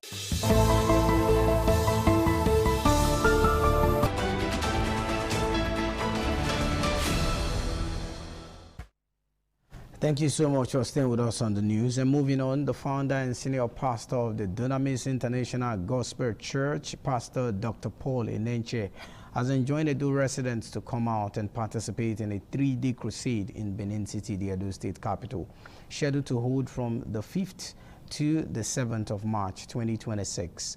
The cleric made the call on the arrival in Benin City while responding to questions exclusively from independent television on the purpose of his visit. Patience Osarugiwa has more. The 3-day crusade with the theme, The God of Mercy, is expected to win more souls for Christ and will hold at Garrick Memorial School as well as the Indoor Sports Hall of the University of Benin. Founder of Dunamis International Gospel Church, Pastor Paul Enenche, said the crusade will focus on soul winning and provide an opportunity for many people in Edo State and its environs to experience a divine encounter with God. The man of God assured residents and members of the church that their lives will witness positive transformation after the crusade and encouraged them to dedicate the 3 days to seeking God's intervention in their lives. a healing and deliverance crusade to experience the mercy of God for Edo State. We have gone to Yenagua, Bayelsa, from Onitsha, Anambra State, and we are here in this series of crusades. We trust God for His mercy upon the land. First of all, we expect the invasion of the presence of God. Secondly, we expect the release of the principles of God, instructions to live by, to make life better for us on earth and eternity in heaven. Some pastors also expressed confidence that the visit of the founder of Dunamis International Church and their spiritual father to Benin City will mark a turning point in the spiritual lives of many people. We are using this privilege to also invite everyone in Edo State and its environment to come for this meeting. It is a moment of divine encounter. It's an awesome time in Edo State, an awesome time in Benin City. God has decided to favor us in this city. I urge everyone to be there. It's going to be heaven on earth. During the 3-day stay, Dr. Eneche is also expected to inaugurate some Dunamis International Gospel Church projects in Benin City. From Benin, Patience Osaugiwa, ITV News. The 2-week edition of the 2026 Combined Lenten Service of the Diocese of Benin has been held at St. Thomas Anglican Church, located within the premises of Erusa Anglican Grammar School, on Wednesday. Ehis Uhunamure report that the Lenten program, which brings together clergy and worshippers from across the diocese, is aimed at deepening spiritual reflection and preparing Christians for the celebration of Easter. The report is presented by Usemudiame Usagi. Beyond being a solemn season of reflection, the service became a moment of collective rededication to faith, service and community responsibility. Speaking on the theme, Bearing the Cross, Bearing Fruit, Christ-like Suffering and Resurrection Hope, the officiating minister, Venerable Osaze Owadiai, delivered a sermon titled, The Grain of Wheat Must Die, drawn from John chapter 12, verses 24 to 26. He reminded Christians that sacrifice, humility, and obedience to God remain essential for spiritual growth and a fruitful Christian life. According to him, just as a grain of wheat must die to produce many seeds, believers must be willing to surrender personal comfort in order to fulfill God's purpose. We want the resurrection without the cross. No cross, no resurrection. We want the power of the Pentecost without the death at Calvary. Without the death at Calvary, there will be no Pentecost. And Jesus says it doesn't work that way. Clergy at the service also encourage worshippers to use the Lenten season as a period of prayer, repentance, and renewed commitment to righteous living. Every Christian should, at this moment, put on pride and be submissive to our Lord Jesus Christ. It's not just by service alone. We must think of what we have done and repent from all our sins so that we'll be accepted into the heavenly kingdom. The service featured hymns, prayers, and scriptural exhortations as activities for the Lenten season continue across the diocese. Osemudiame Osagi, RTV News. To political matters, where the All Progressives Congress APC in Edo State has continued to receive support to facilitate the re-election campaign of President Bola Tinubu ahead of the 2027 presidential election. Governor Okpebholo received the latest donation from the grassroots supporters of the party, Owadiale Oziegbe, at his residence in Irua, Esa Central Local Government Area of Edo State. Government House correspondent Kingsley Uchebu has more. The group, led by Engineer Owadiale Oziegbe, are in Governor Okpebholo's residence in Irua, Esan Central, to present visibility and publicity materials, including branded wrappers, shirts, and other items, as part of efforts to mobilize grassroots support for the re-election of President Bola Tinubu. Governor Okpebholo, in appreciation of the gesture, said it reflected growing appreciation among Edo State residents for the policies and programs of the federal government. He's happy with what the president has done for Edo people, especially Esa Extraction. So for that reason, they're already making contribution to support him. That means our 2.5 million vote is not negotiable. We are happy to receive this, and I believe that the president will hear of it. We are so grateful, and Thank you very much. Initiator of the project, Engineer Wadele Ozegbe, said the donation was inspired by the developmental strides of the governor, adding that more campaign materials will be provided in the coming months. We've seen the massive work development that are going on across the entire state, from the Edo North to the Edo Central to the Edo South. You see construction work everywhere. So we came here with these materials, they are visibility materials, to support the government. Because when the government is performing, all you need to do is to support that government to continue in power so that more development can come to the citizens. Items donated include face caps, vests, t-shirts, and other customized paraphernalia of the APC. Kingsley Uchebu, ITV News. A frontline Benin-based businessman and the Chief Executive Officer of the Province Andalusia Integrated Services Limited, Ambassador Dumais Edo, has joined millions of Edo citizens, particularly members of the All Progressives Congress APC in both the state and the country, to felicitate with Honorable Sylvester Agbobo on his re-emergence and inauguration as Vice Chairman of the Edo State chapter of the All Progressives Congress APC. In a statement of congratulation, Ambassador Dumais Edo said that the re-emergence of Honorable Sylvester Agbobo as the Vice Chairman of APC Edo State did not come to him as a surprise. Owing to the untainted track record of Agbobo, whose contribution to the growth of the party in Edo State and Nigeria cannot be overemphasized. The Chief Executive Officer of Province Andalusia Integrated Services Limited said that the implicit confidence the party places on the Vice Chairman of the APC Edo State stems from his loyalty and investment in the party and displayed in his first tenure, which brought him about untold fortunes to the party in the state. Dumais Edo prayed God to continue to grant Honorable Sylvester Agbobo wisdom in the discharge of his responsibility as the Vice Chairman of the Edo State APC in order to continue to expand the frontiers of the party. The Edo State Commissioner for Water Resources and Sanitation, Barrister Washington Osifo, on Wednesday said he tendered his resignation letter as commissioner in accordance with the electoral law, which stipulate that political appointees interested in contesting elective positions should resign 30 days before the party's primary. Barrister Washington Osifo disclosed this when he visited the Nigeria Union of Journalists Edo State Council to inform journalists of his decision to contest for Uhunde Uriomo Federal Constituency seats in the National Assembly. Efosa Owangwe has more.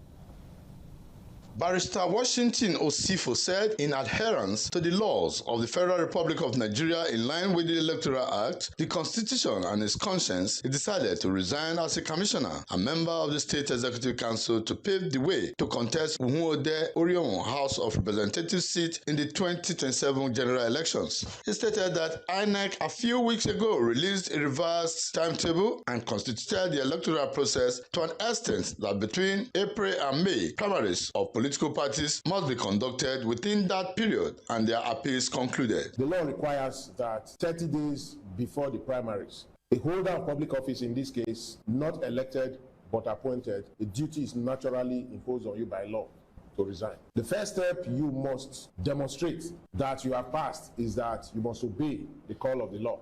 The former commissioner expressed optimism and confidence of being victorious in the forthcoming primaries and the general election. Barrister Osifo said the tendering of his resignation on time will enable him to engage with the people early enough. He explained that his desire to contest for the House of Representatives seat is to enable him face new challenges, provide new answers that will leave a mark, as his people are compelling him to get into the ring to contest. I have so many constituencies to cover.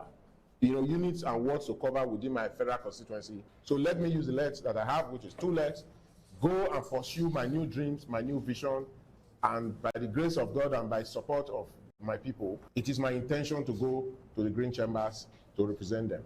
However, Barrister Washington Osifu also announced the appointment of Evangelist Tony Osazua, PhD, as the Director General of his campaign organization in Uriomo, Umuode Federal Constituency. Tony Osazua is an astute politician who currently represents Uriomo local government area in the Edo State Oil and Gas Producing Commission. From Benin, Efosa Uwangwe, ITV News. Just on to the ITV main news for tonight. We'll take another short break to bring you more reports shortly. After the break, do stay.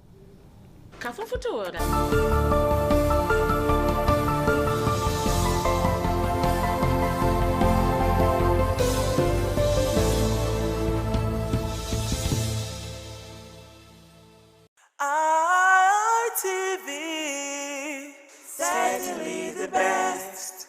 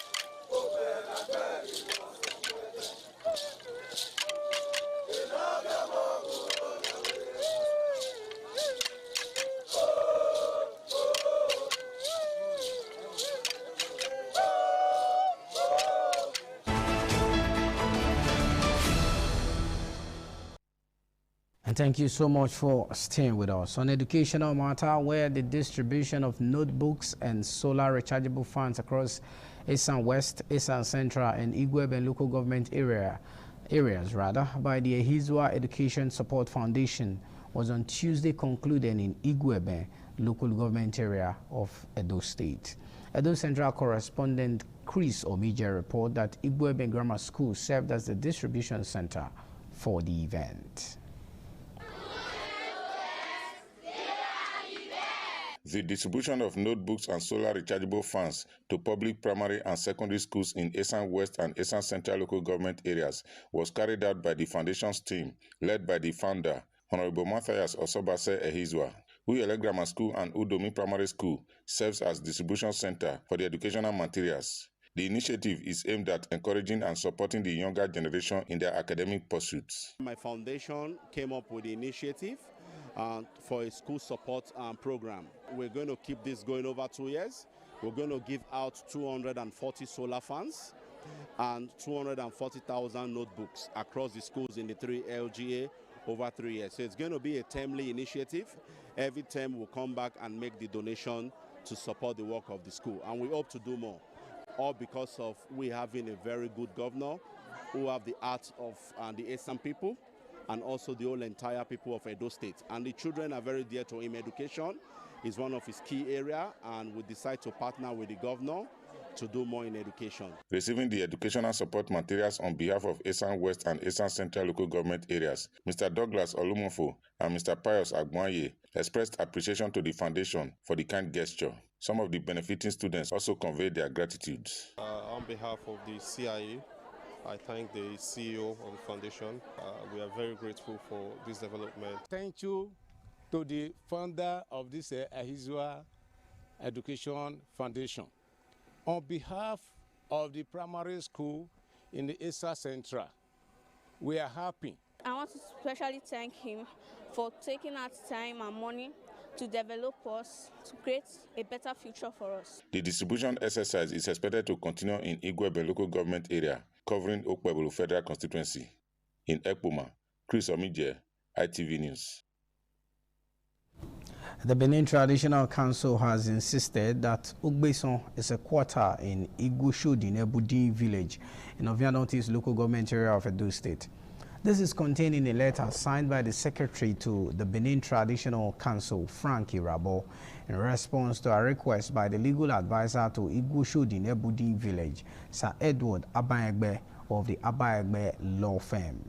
Irabo stated that the decision on the status of Ugbeson as a quarter in Igushudi in Ebudi was stated in the letter dated 4th November 2021, where the Odionwere of Igushudi in Ebudi was mandated to oversee all the quarters in the village, including Ugbeson. It added that the decision was further reaffirmed by the palace on the 4th of November 2025.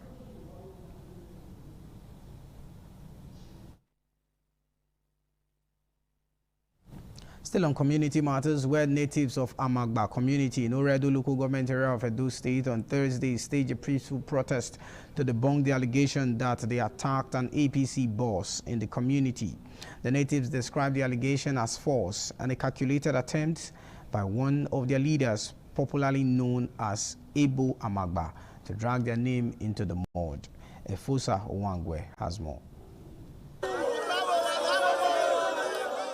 Spokespersons for the natives of Amagba community said they decided to come to government house to clear the air on the lies being peddled against them, saying there was nothing as attacking an APC boss. The natives said they appreciate the developmental strides of the governor and efforts to sanitize the state of any form of insecurity. They said in view of the blatant lies against them, 4 of their natives have been arrested over a situation they viewed as destabilizing. Hence, they are appealing to the governor to heed to their cry and release their people, as they did nothing of such. We came to government to meet with the governor in order to deny the allegation that was laid against the youth of Amagba. The government bosses that came to Amagba were being attacked by the youth of Amagba community, led by our Karele.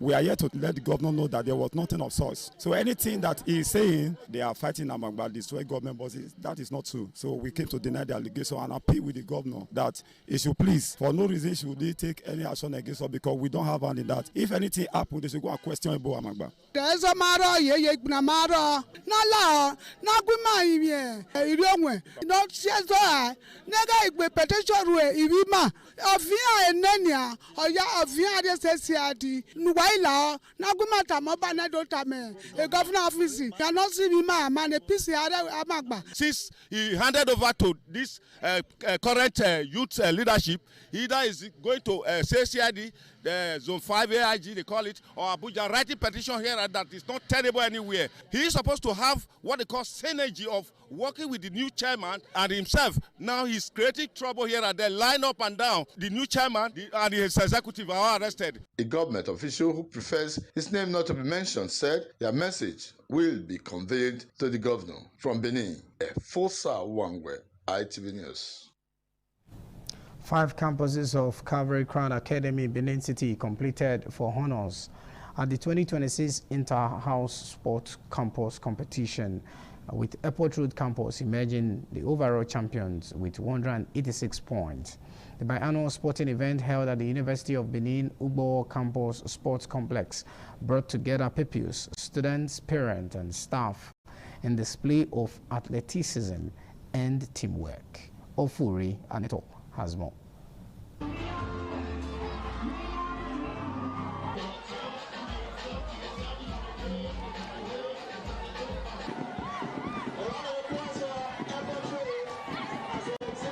The colorful event kicked off with calisthenics display by pupils and students from the various campuses, followed by a ceremonial march past. Ogida Campus competed as Blue House, Ugbawa Campus as Green House, Airport Road Campus as Orange House, Ewa Road Campus as Purple House, and Ekewan Campus as Red House. The pupils and students participated in early years races, novelty games, track events, relay races, and special races, including staff and parent race won by Ewa Road Campus. At the end of the competition, Orange House of Airport Road Campus finished first with 186 points, followed by Blue House of Ogida with 179 points, while Red House of Ekewan Road placed third with 160 points.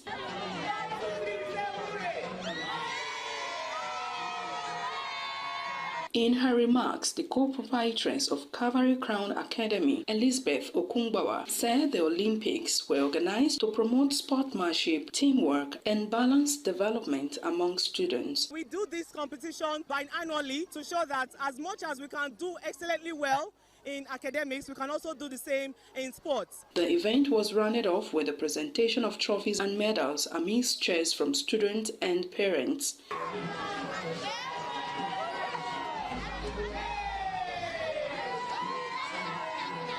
Surprised I actually took first because Ogida Campus actually laughed at us that we took class 3 years ago. Now we shocked them that we took first. The glory of God, we still got second position, so I'm really, really grateful to God Almighty. As the head girl, I want to say you all did very well. I'm so proud of you. From Benin, Ofuri Aneta, ITV News. Street lights installed and donated to Ogwa community in Esan West local government area of Edo State under the project tagged Operation Light Up Ogwa, led by the CEO of Jonasco Technical Enterprise, Jonathan Ogbekoreme, have been inaugurated.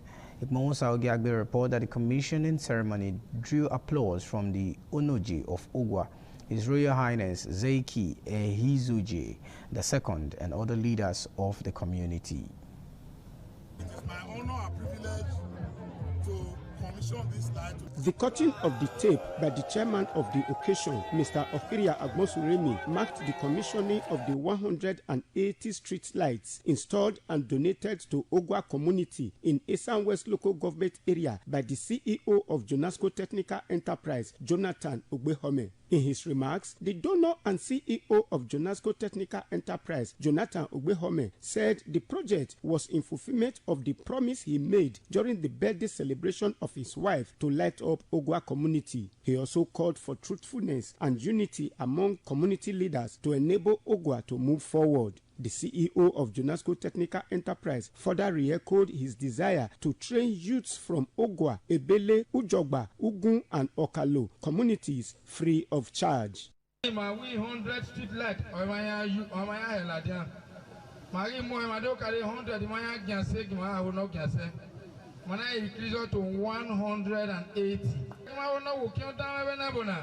Double lights or anymore. The Onoje of Ogwa, His Royal Highness Zeiki Ehizoje II, and other speakers at the event commended the donor for the gesture and prayed for God's continued blessings upon him.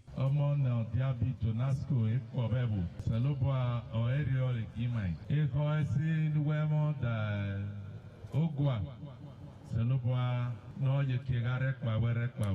I have a lot of admiration for Jonasco. It is not an easy thing for an individual to conceptualize a project of this nature, go on and commission it. This is the best thing that has ever happened to Ogwa because of the kind of project that he has embarked on, which is the street light. Ikmomosa Ugiagbe, ITV News. And for more updates in the exciting world of sport, let's join our sports desk where Usemudiame Osagi is standing by.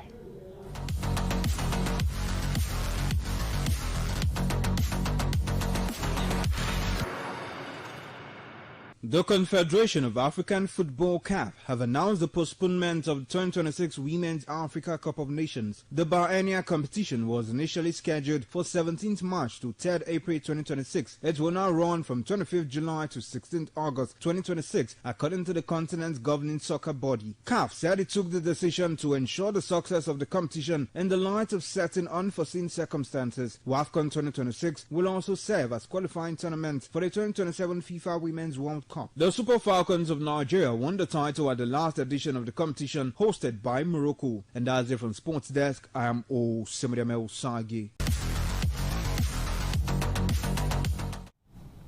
And from Sport Desk, that's the size for our package on the ITV Network News for tonight. On behalf of my colleagues, Abigail in Abuja and Aigbuji in Lagos, I want to thank you for being a part of the news. I am Lawrence Osifo. Have a beautiful night rest. Good night.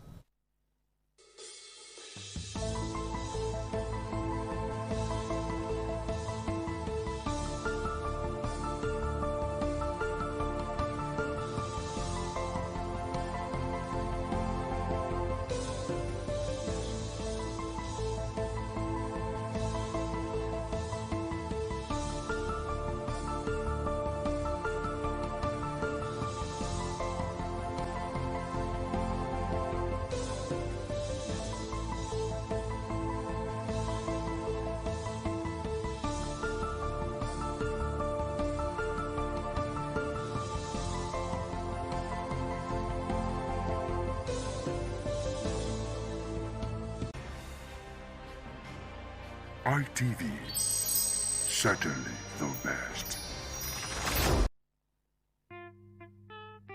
Aye ye na kian seti miamia agmuno ge imi ame bose adun namu.